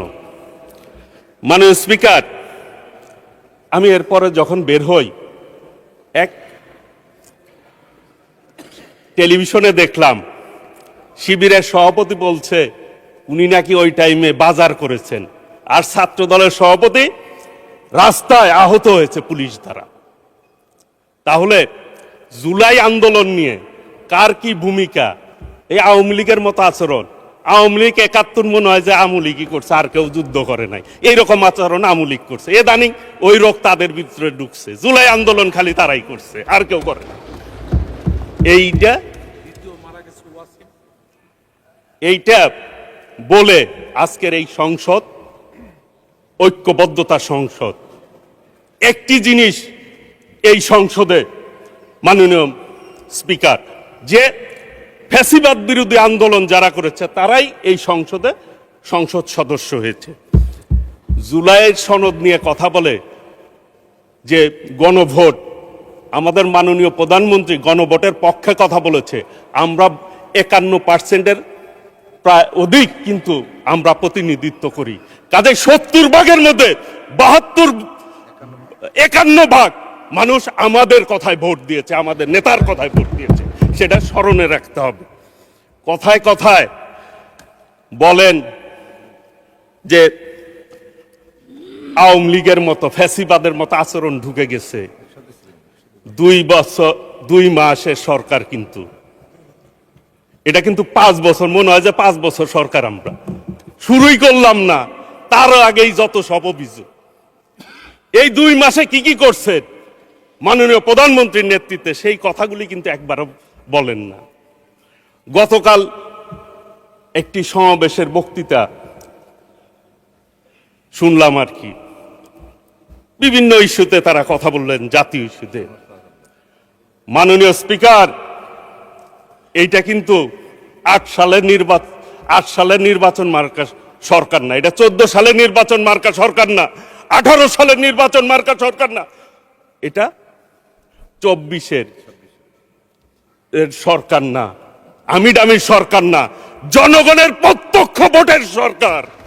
কাজেই হিসাব করে পথ চলা উচিত। কথায় কথায় বলে ফেলেন, নিঃশেষ করে দিবেন কাদেরকে, নিশ্চিহ্ন করে দিবেন কাদেরকে? মাননীয় স্পিকার, মহান স্বাধীনতার ঘোষক শহীদ রাষ্ট্রপতি জিয়াউর রহমানের দল বিএনপি, যার নেতৃত্বে এই দেশ স্বাধীন হয়েছে, এরপরে বাংলাদেশে 3টা গণ অভ্যুত্থান হয়েছে। যদি আমরা ধরি স্বাধীনতার পর 75-এ বিপ্লব হয়েছে, নেতৃত্ব দিয়েছেন শহীদ রাষ্ট্রপতি জিয়াউর রহমান, সেই দল বিএনপি। 90-এ একটি গণ আন্দোলন হয়েছে, তার নেতৃত্ব দিয়েছেন দেশনেত্রী বেগম খালেদা জিয়া। আর 24 আন্দোলন হয়েছে, নেতৃত্ব কে দিয়েছেন? মাননীয় প্রধানমন্ত্রী সহ বাংলাদেশের আপামর জনতা। সেটি কিন্তু আমাদের মাননীয় প্রধানমন্ত্রী সবাইকে সম্পৃক্ততার কথা বলেছেন। যারা আমিডামি নির্বাচন করে, যারা জনগণ থেকে প্রত্যাখ্যিত, তাদের সাথে বিএনপির তুলনা করেন। এই জন্য বললাম মাননীয় স্পিকার, আমাদের মাননীয় সংসদ সদস্য চান ভাই ওইখানে রয়েছেন, তিনি বলেছেন ওনাদের সাথে একসাথে জেল খাটলাম, এখন ভাব বুঝতেছি না ঘটনা কি। মাননীয় স্পিকার, আমিও কথাবার্তায় ভাব বুঝি না, সংসদে কয় এক কথা, বাইরে যায় কয় এক কথা। সেই জন্য আমি আপনাকে জিজ্ঞেস করছিলাম আমি মুনাফেক বলবো কিনা। যেহেতু আপনি না করছেন, আমিও আর বললাম না।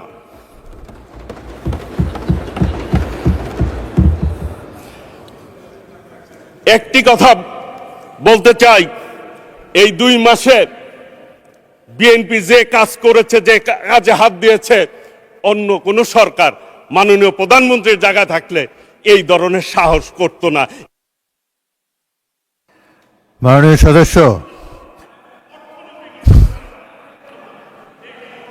সদস্য, আপনার সময় 2 মিনিট বাড়ানো হলো, আর বাড়ানো হবে না, 2 মিনিটের মধ্যে সাম আপ করেন। Thank you. মাননীয় স্পিকার, ধন্যবাদ আপনাকে 2 মিনিট সময় দেওয়ার জন্য।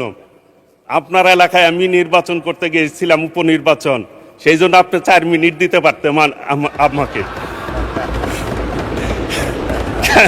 মানে স্পিকার, 2 মিনিটের মধ্যেই শেষ করব। এই সরকার, আমার এলাকার কথা আমি নাই বলি, আমার মাননীয় প্রধানমন্ত্রী আমার এলাকার নির্বাচনের আগে গিয়েছিল। উনি ওই নির্বাচনে আমি দাবি করেছিলাম, উনি বলছে করে দিবে, আমার বিশ্বাস আছে আস্তে আস্তে ইনশাল্লাহ, সেই জন্য বললাম না, এলাকার লোকজনও জানে করে দিবে ইনশাল্লাহ। আমি শুধু বলতে চাই, আন্দোলন করে করে বিএনপি গত 17 বছর এই জায়গায় এসেছে। কাজেই আন্দোলনের ভুল ব্যাখ্যা দিয়ে মানুষকে বিভ্রান্ত করে কোনো লাভ হবে না। আপনারা 96 সালে ভুল করেছিলেন, আওয়ামী লীগকে ক্ষমতায় আসার সুবিধা করে দিয়েছিলেন, এখনো ভুলের রাজনীতিতে আছেন। 86তেও করছেন, 96ও করছেন, ভুলের রাজনীতিতে আছেন।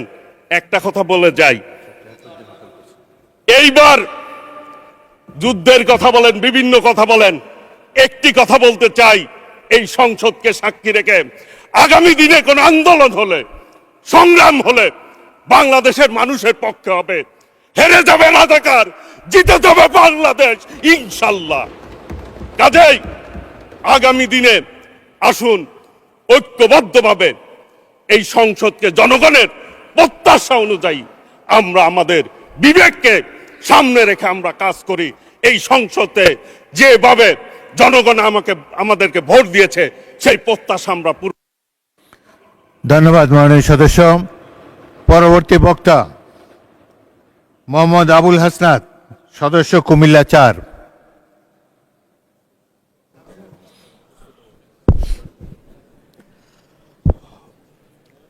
ধন্যবাদ আপনার সময় হলো 7 মিনিট। ধন্যবাদ মাননীয় স্পিকার।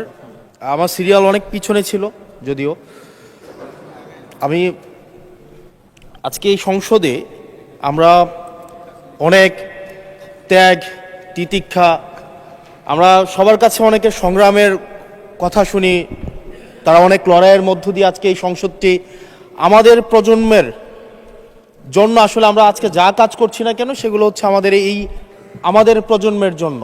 আপনারা যে কাজগুলো করছেন, যে দায়িত্বটা নিয়েছেন, এই দায়িত্বের ফলভোগী বা সুবিধাভোগী কিন্তু আমাদের এই প্রজন্ম।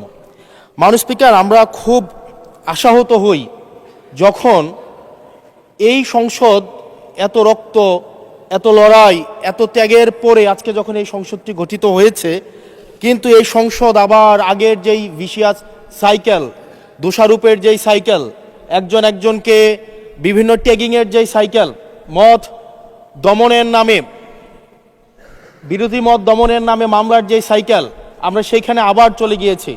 ক্যাম্পাসগুলো আবার আনরেস্টের দিকে যাচ্ছে, অস্থিতিশীল পরিবেশ সৃষ্টি হচ্ছে, বিরোধী দল মত দমনের জন্য মামলা করা হচ্ছে, প্রতিমন্ত্রীকে ফেসবুকে লেখার কারণে বাসা থেকে তুলে নিয়ে আসা হচ্ছে, হুইপকে সমালোচনা করলে বাসা থেকে তুলে নিয়ে আসা হচ্ছে। আবার আমরা আগের সংস্কৃতিতে আমরা চলে যাচ্ছি, যেখানে মাননীয় প্রধানমন্ত্রী নিজে কার্টুন শেয়ার করে বিভিন্ন স্যাটায়ার, বিভিন্ন মকারিকে প্রমোট করছে, বিরোধী মতকে প্রমোট করছে। সেইখানে এই সংসদ গঠিত হওয়ার পর থেকে আজকে পর্যন্ত 9টা ঘটনা ঘটেছে, যেখানে মত প্রকাশের জন্য আজকে বাসা থেকে তুলে নিয়ে আসা হয়েছে। মাননীয় স্পিকার, আমরা মত প্রকাশের স্বাধীনতা চাই। মত প্রকাশের স্বাধীনতা আগেও ছিল, মত প্রকাশের স্বাধীনতা আওয়ামী লীগের সময় ছিল, তবে সেটা সহমত প্রকাশের স্বাধীনতা। আমরা এই পার্লামেন্টের পরে আমরা শুধুমাত্র মত প্রকাশের স্বাধীনতা নয়, আমরা দ্বিমত প্রকাশের স্বাধীনতা চাই। আমরা এখানে দাঁড়িয়ে মাননীয় প্রধানমন্ত্রীর সমালোচনা করতে চাই, আমরা নির্ভয়ে ফেসবুকে আমরা ব্যাকস্পেস ব্যবহার করতে চাই না। কিন্তু আবার একটা ভয়ের পরিবেশ সৃষ্টি করা হচ্ছে, আবার একটা আতঙ্কের পরিবেশ সৃষ্টি করা হচ্ছে। আমরা দেখলাম সিলেক্টিভ এক ধরনের বিরোধিতার পরিবেশ তৈরি করা হচ্ছে। আমাদের সমাজের যারা গ্রহণযোগ্য এক ধরনের পলিটিক্যালি এলিট শ্রেণীর নারীদেরকে নিয়ে যখন সমালোচনা করা হয়, তখন সেটাকে নারীদের বিরুদ্ধে এটাকে বিবেচনা করা হয়। কিন্তু যারা পলিটিক্যালি পিছিয়ে পড়া জনগোষ্ঠী রয়েছে, গার্মেন্টস কর্মী রয়েছে, যারা হচ্ছে এই দেশের অর্থনীতির চাকাকে সচল করার জন্য রাত দিন পরিশ্রম করে যাচ্ছে, গ্রামগঞ্জের নারীরা মায়েরা যারা রাত দিন পরিশ্রম করে যাচ্ছে, তাদেরকে যখন স্লাট শেম করা হয়, গালি দেওয়া হয়, সেটাকে আমরা নারী বিরোধিতা হিসাবে আমরা সেটাকে আমলে নেই না। এই ধরনের সিলেক্টিভ নারী বিরোধিতা করা, এই ধরনের সিলেক্টিভ নারী সমালোচনা করার যেই ধরনের প্রবণতা রয়েছে, সেই জায়গাগুলো থেকে মাননীয় স্পিকার আমাদেরকে বেরিয়ে আসতে হবে। মাননীয় স্পিকার, আজকে ক্যাম্পাসগুলোতে আবার এক ধরনের অস্থিতিশীলতা তৈরি করা হচ্ছে। আমি ইউনিভার্সিটি থেকে 2022 সালের অক্টোবরে ইউনিভার্সিটি থেকে এসেছি। আমাদের সময় গ্যাস্ট্রোম গণরমের কালচার ছিল। আমাদের সময় একটা শিক্ষার্থী অনেক স্বপ্ন নিয়ে বিশ্ববিদ্যালয়গুলোতে যেত। আমরা সেখানে দেখেছি ক্ষমতাসীন দল কিভাবে বিশ্ববিদ্যালয়ের শিক্ষার্থীদের তাদেরকে পুঁজি করে তাদের ক্ষমতা কাঠামোকে দীর্ঘমেয়াদী করার জন্য সেখানে বাধ্যতামূলক সেখানে রাজনীতি করাতো। আজকে সেখানে বিশ্ববিদ্যালয়গুলোতে আবার গ্যাস্ট্রোম গণরম কালচার চালু করার প্রয়াস শুরু হয়েছে, আবার সেইখানে বাধ্যতামূলক রাজনীতির কালচার শুরু করা হচ্ছে। আমরা দেখেছি ক্ষমতাসীন যারা রয়েছে তারা তাদের সন্তানদেরকে বিদেশে রেখে নিরাপদ ভবিষ্যৎ নিশ্চিত করে, আর মধ্যবিত্ত সন্তানরা যাদের বাবা মায়েরা কলকারখানায় কাজ করে, যাদের বাবারা রেমিটেন্স যোদ্ধা, যাদের বাবারা কষ্ট করে তাদের সন্তানদেরকে বিশ্ববিদ্যালয়ে পাঠায়, তাদের সন্তানদেরকে ক্ষমতালোভী রাজনীতিবিদরা তাদের সন্তানদেরকে ব্যবহার করে তাদের ক্যারিয়ারে ঝুঁকিতে ফেলে তাদের গদি বা পাটাতন শক্ত করার জন্য নিজের সন্তানের ভবিষ্যৎকে বিদেশে রেখে নিরাপদে রাখে, আর পরের সন্তানের ভবিষ্যৎকে নিয়ে ছিনিমিনি খেলে। মাননীয় স্পিকার, আমরা এই সংস্কৃতির পরিবর্তন চাই। আমরা চাই বিশ্ববিদ্যালয়গুলো শুধুমাত্র নেতা তৈরির হাতিয়ার হবে না। এই বিশ্ববিদ্যালয়গুলো গবেষণা, বিশ্ববিদ্যালয়গুলো পাঠচর্চা, বিশ্ববিদ্যালয়গুলো সেখানে এক ধরনের মনস্তাত্ত্বিক সমৃদ্ধি, এবং সেখানে হচ্ছে আমরা যেখানে গবেষণা হবে সেখানে আমরা বিশ্ববিদ্যালয়গুলো থেকে বুদ্ধিজীবী গবেষক আমরা হচ্ছে বাংলাদেশকে এবং জাতিকে উপহার দিতে পারবো। কিন্তু অত্যন্ত দুঃখজনক বিষয়, আজকে বিশ্ববিদ্যালয়গুলো শুধুমাত্র নেতা উৎপাদন করার এক ধরনের বিশেষ সার্কেলে পরিণত হয়েছে। মাননীয় স্পিকার, এই ৩৬ জুলাই এই তরুণ প্রজন্মকে কি দিয়েছে? বক্তব্যের শুরুতে অনেককে স্মরণ করে আমরা ৩৬ জুলাইয়ে, এই জুলাইতে যারা আহত হয়েছে, ১৭ বছর ধরে যারা নির্যাতিত নিপীড়িত হয়েছে, তাদেরকে স্মরণ করতে আমরা লজ্জা পাই। মাননীয় স্পিকার, তাদেরকে মুখ দেখানোর আমাদের জায়গা নাই, আমরা তাদেরকে কিছুই দিতে পারি নাই। আমরা একটা কাঠামোগত পরিবর্তনের জন্য আমরা আজকে এই সংস্কার, আমাদের কাঠামোগত পরিবর্তনের জন্য আজকে আপনাদের এই লড়াইটা ছিল, এই সামগ্রিক হাউজের লড়াই ছিল। আমি চ্যালেঞ্জ করে বলতে পারি, যদি 2009, 10, 11, 12, 13, 14 সালে আমি সংসদে বসে কিছুক্ষণ আগে আমি 2009 সাল পরবর্তী থেকে 12 সাল পর্যন্ত যেই সংসদের যে বিতর্কগুলো ছিল আমি বিতর্কগুলো পড়ার চেষ্টা করছিলাম। মাননীয় স্পিকার, যদি আজকে এটা 2014 সালের সংসদ হতো, আর যে সংস্কার প্রস্তাবগুলো এই পাশ থেকে দেওয়া হয়েছে, ঐকমত্য কমিশন থেকে দেওয়া হয়েছে, এই সংসদের একজনকেও খুঁজে পাওয়া যেত না যে এই সংস্কারের বিরুদ্ধে অবস্থান নিত। আজকে মানবাধিকার কমিশনকে ল্যাপস করে দেওয়া হয়েছে। মানবাধিকার কমিশনকে ল্যাপস করা হয়েছে, বারবার করে বলা হচ্ছে আরো শক্তিশালীভাবে হচ্ছে মানবাধিকার কমিশন নাকি উত্থাপন করা হবে। আজকে পুলিশ সংস্কার কমিশন, আজকে অর্ডিন্যান্স সেখানে বাতিল করে দেওয়া হয়েছে, বলা হচ্ছে আরো পুনর্বিবেচনা সাপেক্ষে সেখানে হচ্ছে এই সংসদ উত্থাপন করা হবে। মাননীয় স্পিকার, যদি সেটাকে সবকিছুই তো সংশোধনের মধ্য দিয়ে যাচ্ছে, যদি এটা নিয়তটা যদি সহি থাকতো, ওয়েল ইন্টেনশন যদি থাকতো, এই অর্ডিন্যান্সটাকে এখানে গ্রহণ করে পরবর্তীতে কিন্তু সংশোধন করা যেত। মাননীয় স্পিকার, মাননীয় সদস্য, আপনার সময় 2 মিনিট বাড়িয়ে দেওয়া হলো, 2 মিনিটে শেষ করুন। Thank you. মাননীয় স্পিকার, আজকে সরকারি দল, বিরোধী দল, এই সরকারি দল এবং বিরোধী দল একটা আপেক্ষিক বিষয়। আপনারা এই পাশে ছিলেন, এখন সময়ের পরিক্রমায় পাশে গিয়েছেন, আমরা এই পাশে আছি। যদি জনগণ চায়, আমরা যদি মানুষের ম্যান্ডেট নিয়ে এগিয়ে যেতে পারি, তাহলে সময়ের পরিবর্তনে এই সিট পরিবর্তন হবে। আমি আপনাদের সবাইকে আহ্বান জানাবো, প্রজন্মের ভাষাকে অনুধাবন করার চেষ্টা করুন। এটা আমি আমার নিজেকেও বলবো, প্রজন্মের ভাষাকে পড়ার চেষ্টা করুন। আমাদের প্রধানমন্ত্রী যিনি আছেন, মাননীয় প্রধানমন্ত্রী, ওনার সন্তান যেই প্রজন্মের, আমরা একই প্রজন্মের, আমাদেরকে ধারণ করার চেষ্টা, আমি চাইবো আপনারা সবাই আমাদেরকে ধারণ করার চেষ্টা করবেন। বিএনপির নয়, কেবল জামাতের নয়, কেবল এনসিপির নয়, বাংলাদেশের মানুষের স্বার্থ, বাংলাদেশের মানুষের আকাঙ্ক্ষা, বাংলাদেশের মানুষের স্বপ্ন বাস্তবায়ন যেন আমরা করতে পারি। মাননীয় স্পিকার, এই চেয়ার আমি অনুধাবন করতে পারছি জনগণ বিচ্ছিন্নতা তৈরি করে। এই সংসদে বসে, এসি রুমে বসে, এসি গাড়িতে চলে, মিনিস্ট্রির এসিতে বসে, বাসার মধ্যে 24/7 আনইন্টারাপ্টেড ইলেকট্রিসিটির মধ্যে থেকে জনগণের সমস্যা বোঝা যায় না। এই জন্য এই সংসদে যখন আমরা দাঁড়াই, আমরা জনগণের সমস্যা অনুধাবন করতে পারি না। আমরা এই সংসদে বসে যদি আমরা লোডশেডিংয়ে আমরা খুঁজি, এই সংসদে বসে লোডশেডিং পাওয়া যাবে না, এই সংসদে বসে জনগণের সমস্যা পাওয়া যাবে না, এই সংসদে বসে সব কিছুকেই। মাননীয় স্পিকার, আমরা যে এই বাংলাদেশের সবচেয়ে সুবিধাভোগী মানুষের মধ্যে এই সংসদে যারা বসে আছি, বাংলাদেশের সবচেয়ে ফেসিলিটেড মানুষের মধ্যে আমরা অন্যতম। মাননীয় স্পিকার, আমাদের জনগণের কাছে যেতে হবে, জনগণের আশাগুলোকে, সময়গুলোকে, স্বপ্নগুলোকে আমরা রাজনৈতিক ভাষার মধ্য দিয়ে, কর্মসূচির মধ্য দিয়ে সেগুলোকে বাস্তবায়নের জন্য আমাদের সবাইকে সমন্বিতভাবে, ঐক্যবদ্ধভাবে কাজ করার প্রয়াস আমাদেরকে থাকতে হবে। আবার যদি আমরা বিভাজনের রাজনীতিতে যাই, তাহলে সেখান থেকে বিএনপি বেনিফিটেড হবে না, এনসিপি বেনিফিটেড হবে না, জামাতে ইসলামী বেনিফিটেড হবে না, সেইখান থেকে বেনিফিটেড হবে আমরা জুলাইতে যাদেরকে আমরা পরাজিত করেছি তারা বেনিফিটেড হবে। মাননীয় স্পিকার, ধন্যবাদ। ওকে, লাস্ট মিনিট। সেজন্য আজকে এই সংসদে আমাদের একটা ন্যাশনাল এগ্রিমেন্টের দিকে যেতে হবে। আমরা পলিসির জায়গায় আমাদের বিরোধিতা থাকবে, পলিসির জায়গায় আমরা এগ্রিমেন্টের মধ্যে থাকবো, কিন্তু আমাদের একটা রেড লাইন টানা উচিত। এই লাইনটা আমরা ক্রস করব না। আমরা যখন শুনতে পাই যে একটা রাজনৈতিক দলকে নির্মূল করার আহ্বান একটা সরকার দল থেকে আসে, সেই বাংলাদেশে আমরা মাননীয় স্পিকার ফিরতে চাই না।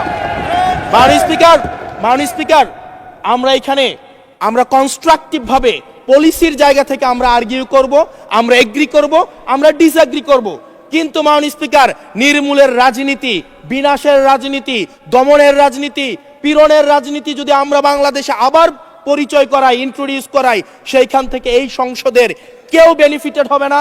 বেনিফিটেড হবে আমাদের সবচেয়ে বেশি যারা আমাদের এই বাংলাদেশটাকে ঝুঁকির দিকে ঠেলে দিয়েছে, সেই অপশক্তি হচ্ছে মাননীয় স্পিকার বেনিফিটেড হবে। সেজন্য আমরা ঐক্যবদ্ধভাবে বাংলাদেশটাকে বিনির্মাণ করি। ধন্যবাদ মাননীয় সদস্য। পরবর্তী বক্তা রশিদুজ্জামান মিল্লাত, মাননীয় সদস্য জামালপুর 1, আপনার সময় 8 মিনিট।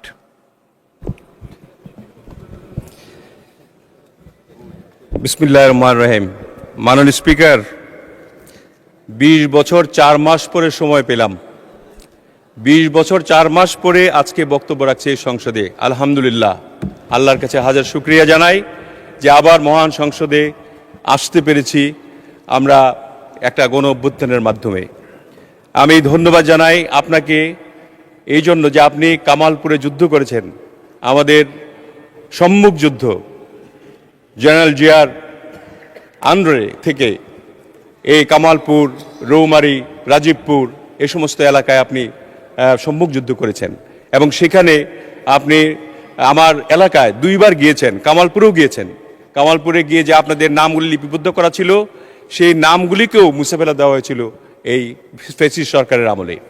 এবং শহীদ রাষ্ট্রপতি জিয়াউর রহমানের একটা মোরাল ছিল, সেই মোরালটাকেও ভেঙে সেখানে জিয়াউর রহমান, শেখ মুজিবের মোরাল দেওয়া হয়েছিল। এত ফ্যাসিস্ট সরকারের কাছ থেকে আমরা একটা এই সদ্য প্রাপ্ত একটা গণতান্ত্রিক সরকার, এই সরকার কিভাবে চলবে এটা নিয়ে আমরা যদি এই বাকবিতণ্ডা এর মধ্যে থাকি কেমনে হবে। মাননীয় স্পিকার, আমি ধন্যবাদ জানাই যে আমাকে এখানে আসতে দেওয়া এবং আমাদের মাননীয় প্রধানমন্ত্রী জনাব তারেক রহমান, তিনি আমাকে ঠাঁই দিয়েছেন তার মন্ত্রিসভায় এবং তিনি কিছু কাজ করতে দিয়েছেন, সেই কাজগুলি যাতে আমরা করতে পারি, সেই কাজগুলি সম্বন্ধে 2-1টি কথা আমি বলবো। মাননীয় স্পিকার, আমি বলতে চাই মাননীয় স্পিকার, মাননীয় প্রধানমন্ত্রী আমাদের প্রয়াত দেশনেত্রী বেগম খালেদা জিয়া এবং শহীদ রাষ্ট্রপতি জিয়াউর রহমানের যে আত্মার মাগফিরাত কামনা করে তারপরে আমি বক্তব্যটা শুরু করতে চাই।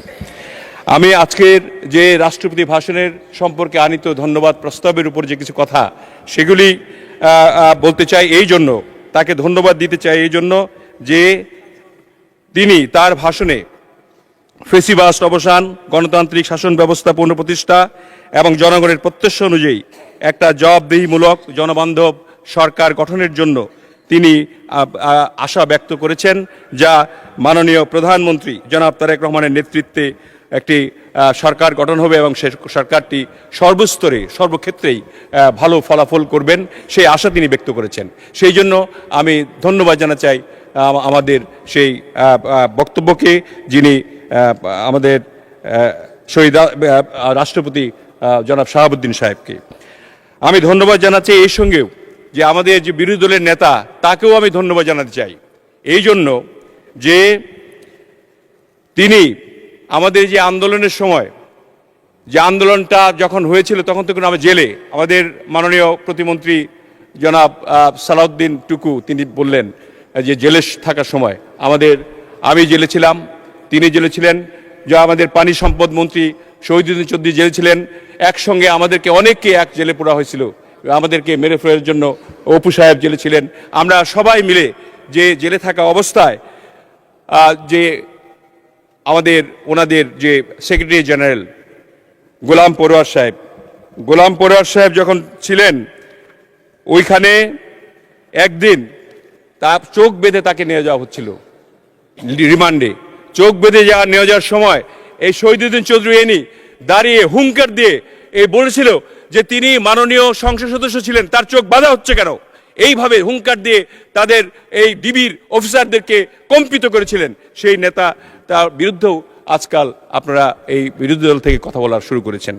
আমি মাননীয় বিরোধী দলের নেতাকে বলতে চাই, গতকালকে আপনি বলেছেন যে প্রত্যেক বছরই জুলাই আসবে, তার মানে এই হুঙ্কারটা দিয়েছেন কি যে জুলাইয়ে যে জুলাইয়ে আপনি 5ই আগস্টে পতন ঘটিয়েছেন, এই জুলাইয়ের আমাদেরকে ভয় দেখিয়েছেন যে এই সরকারকে আপনার প্রত্যেক মাসেই জুলাই আসবে। আমি বলতে চাই প্রত্যেক জুলাই জনাব তারেক রহমানের নেতৃত্বে যেভাবে আমরা সফলতা লাভ করেছি, প্রত্যেক জুলাই এইভাবে আমরা সফলতা লাভ করবো ইনশাল্লাহ। এরকম জুলাই অনেক চলবে। কাজেই এই জুলাই আন্দোলনের কথা আপনারা বলবেন না, শুধু আপনারা করেছেন। এই জুলাই আন্দোলনে আপনার প্রায় 1400 লোক প্রাণ দিয়েছে। সেই 1400 লোকের প্রাণের মধ্যে প্রায় 1000-এরও বেশি বিএনপির ছাত্র দল, যুব দল, স্বেচ্ছাসেবক দল, শ্রমিক দল, বিএনপির লোক সকলে মৃত্যুবরণ করেছে। কাজেই এখানে আমাদের যে এই 17 বছরের আন্দোলন, সেই আন্দোলনকে অস্বীকার করে আপনারা যদি বলতে চান আমাদেরকে যখন তখন ফেলে দিবেন, আমি সালাউদ্দিন টুকুর মাননীয় প্রতিমন্ত্রীর কথা ধরেই বলি যে এরকম হুঙ্কার না দেওয়াই ভালো। বরঞ্চ আজকে যে বিশেষ কমিটিটি গঠিত হলো 5 জন করে আমাদের সংসদ নেতা এবং বিরোধী নেতার যে সমন্বয়ে, সেইভাবে একটু যদি প্রত্যেকটি বিষয় নিয়ে আপনারা যদি আলোচনা করেন, তাহলে এই দেশ একটি ভালো দেশে পরিণত হবে, যেটা আমাদের মাননীয় প্রধানমন্ত্রী গড়তে চান। আপনারা জানেন যে ইতিমধ্যে আমাদের জাতীয় রাজনীতিতে একটা প্রভাব ইতিমধ্যেই পড়ে গেছে এই 2 মাসেই। এই 2 মাসের মধ্যে আমরা মাননীয় প্রধানমন্ত্রীর নেতৃত্বে প্রত্যেকটি ওয়াদা যে আমরা করেছিলাম, আপনারা জানেন 2/3 ভোটে আমাদেরকে সংসদে পাঠিয়েছে জনগণ, এবং জনগণ সবসময় এই 2 মাসের যে আমাদের কার্যকলাপ দেখে আমরা যেখানেই যাই, আমরা ইউনিয়নে, গ্রামে, গঞ্জে, বাজারে, উপজেলায়, জেলায়, শহরে, এমনকি এলিট ক্লাস তারাও বলে যে তোমাদের প্রধানমন্ত্রীর মধ্যে কিন্তু তোমরা চলো, যে প্রধানমন্ত্রীর যে আচরণ, প্রধানমন্ত্রীর যে ব্যবহার, প্রধানমন্ত্রী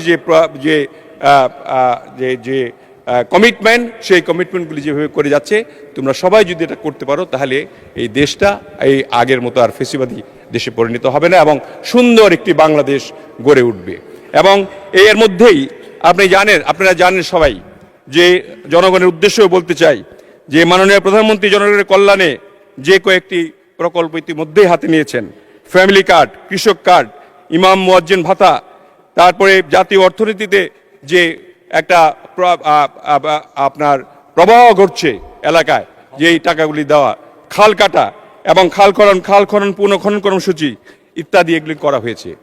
এইবারই আপনি জেনে খুশি হবেন, আপনারা বিশেষ করে বিরোধী দলের নেতারা, আপনারা শুনে খুশি হবেন যে বাংলাদেশের হজ যে আমরা হাজিরা যাই, প্রত্যেকটা হাজিরা কি পরিমাণ কষ্টে করতো আপনার ওখানে সৌদি আরবে ল্যান্ড করে। একটা নুসুক কার্ড নামে একটা কার্ড আছে, যে কার্ডের মধ্যে আপনারা জানেন যে কার্ডে সমস্ত নাম দেওয়া থাকে মাননীয় স্পিকার, যে তার আইডেন্টিটি সেই নুসুক কার্ড ছাড়া তিনি বেরোতে পারেন না। সে মাননীয় প্রধানমন্ত্রীর নেতৃত্বে সৌদি আরবের গভর্নমেন্টের সঙ্গে আলোচনা করে এই নুসুক কার্ডগুলি এবার আমরা এখানে নিয়ে এসেছি। হাজিদেরকে এখানে ইমিগ্রেশন করে নুসুক কার্ডগুলি এখানে দিয়েছি, যাতে করে হাজিরা ওখানে নেমেই সরাসরি বাড়িতে চলে যেতে পারে, নুসুক কার্ডের জন্য যাতে আধা ঘন্টা, 2 ঘন্টা, 3 ঘন্টা, 4 ঘন্টা দেরি না করতে হয়। এই কাজটিও আমরা করেছি। আমাদের এই 2 মাসের কার্যকলাপ মাননীয় স্পিকার আপনি যদি দেখেন, তাহলে অবশ্যই আপনি প্রশংসা করবেন যে এই 2 মাসে এই যা হয়েছে, এবং এগুলো পর্যায়ক্রমে হতে থাকলে আগামী 5 বছরে যে $1 ট্রিলিয়ন, 10 বছরের মধ্যে $1 ট্রিলিয়ন অর্থনীতি পরিণতি করার জন্য মাননীয় প্রধানমন্ত্রী যে মাননীয় প্রতিমন্ত্রী, আপনার 2 মিনিট দেওয়া হলো, 2 মিনিটে শেষ দেন করুন। মাননীয় স্পিকার, আপনি আমার এলাকায় গেছেন, 5 মিনিট দেন মাননীয় স্পিকার। আমাদের আপনি জানেন মাননীয় স্পিকার, 3 মিনিটে যে শেষ করুন। আমরা ইতিমধ্যেই বোয়িং ক্রয় করার জন্য চুক্তি স্বাক্ষর করতে যাচ্ছি। আমরা ইতিমধ্যেই আমাদের পর্যটন কর্পোরেশনকে ঢেলে সাজিয়ে এখানে যাতে আপনার প্রবৃত্তি, আমাদের জাতীয় প্রবৃত্তিতে আমরা 2-3% মাত্র দেওয়া হতো, এখন যাতে আমরা বেশি করে 7-8% ভর্তুকি আমরা দিতে পারি, এই জাতীয় প্রবৃত্তিতে অংশগ্রহণ করতে পারি। আমরা ইউনিফাইড কমান্ড সিস্টেমের মাধ্যমে প্রত্যেকটি আপনার বিমানবন্দরগুলি আমরা চালাতে চাই। এর মধ্যে ইতিমধ্যেই আমাদের মাননীয় সংসদ সদস্যরা বলেছেন যে তাদের এলাকায় বিমানবন্দরগুলি যেটা বন্ধ হয়ে আছে, দুর্নীতির আখড়া ছিল, সেগুলি ক্লিন করেছি আমরা ইতিমধ্যে। এই 2 মাসের মধ্যে আমাদের মন্ত্রণালয় থেকে আমরা উদ্যোগ নিয়েছি যে বগুড়া বিমানবন্দর, লালমনিরহাট বিমানবন্দর, ঠাকুরগাঁও বিমানবন্দর, ঈশ্বরদী বিমানবন্দর, ঠাকুরগাঁও বিমানবন্দর, ঈশ্বরদী বিমানবন্দর, শমশেরনগর স্থলবন্দর, পটুয়াখালী স্থলবন্দর সহ আরও কয়েকটি, এটা আমরা অগ্রিমভাবে এটা আমরা খুবই শিগগিরই আমরা এটা মানে শুরু করবো ইনশাল্লাহ। আমার মনে হয় এই একটা জিনিস যদি আমাদেরকে সময় যদি দেওয়া হয় সরকার থেকে, এমআরও, মেনটেন্যান্স, রিপেয়ারিং এবং ওভারহোলিং করার জন্য যদি বিমানগুলিকে করার জন্য একটা সুযোগ প্রদান করা হয়, এখানে বিলিয়নস অফ ডলার আর্ন করা সম্ভব মাননীয় স্পিকার। শুধুমাত্র আপনার দুর্নীতির কারণে এবং নিজের পকেট ভারী করার জন্য এই বিগত বিমান মন্ত্রীগুলি এই কাজগুলি করে নাই, সেটা সম্ভব আমাদের দ্বারা এখানে করা। এবং আমরা ইনশাল্লাহ $1 ট্রিলিয়ন যে অর্থনীতি পৌঁছতে চাই মাননীয় প্রধানমন্ত্রীর নেতৃত্বে, সেটাতে এই বিমান এবং পর্যটন মন্ত্রণালয় থেকে অধিকাংশ টাকা আমরা এখান থেকে দেব ইনশাল্লাহ। এই কথা আপনাকে ব্যক্ত করতে পারি। মাননীয় স্পিকার, আপনাকে আমি শেষ করতে চাই, কারণ সময় আর দিবেন না আপনি। আমি বলতে চাই এক কথায়, প্রধানমন্ত্রী জনাব তারেক রহমানের যে ভিশন এবং লিডারশিপের গতির সাথে তাল মিলিয়ে আমরা একটি নতুন দুর্নীতিমুক্ত সুশৃঙ্খল বাংলাদেশ গড়তে চাই। আমি দৃঢ়ভাবে বিশ্বাস করি প্রধানমন্ত্রীর নেতৃত্বের এই গতি অব্যাহত থাকলে আগামী 5 বছরে বাংলাদেশ নতুন অর্থনৈতিক গতিতে রূপ নেবে। জনগণের আস্থা, সুশাসনের প্রতিশ্রুতি এবং উন্নয়নের ধারাবাহিকতা, এই 3 শক্তিতেই গড়ে উঠবে আগামীর বাংলাদেশ। এই প্রত্যাশা ব্যক্ত করে আমার বক্তব্য শেষ করতে যাচ্ছি। সবার আগে বাংলাদেশ, সবার আগে বাংলাদেশ। মাননীয় স্পিকার, ধন্যবাদ আপনাকে। ধন্যবাদ মাননীয় প্রতিমন্ত্রী। মাননীয় সদস্যবৃন্দ, সংসদের বৈঠক আসরের নামাজের জন্য 30 মিনিটের বিরতি দেওয়া হলো। আপনাদেরকে ধন্যবাদ।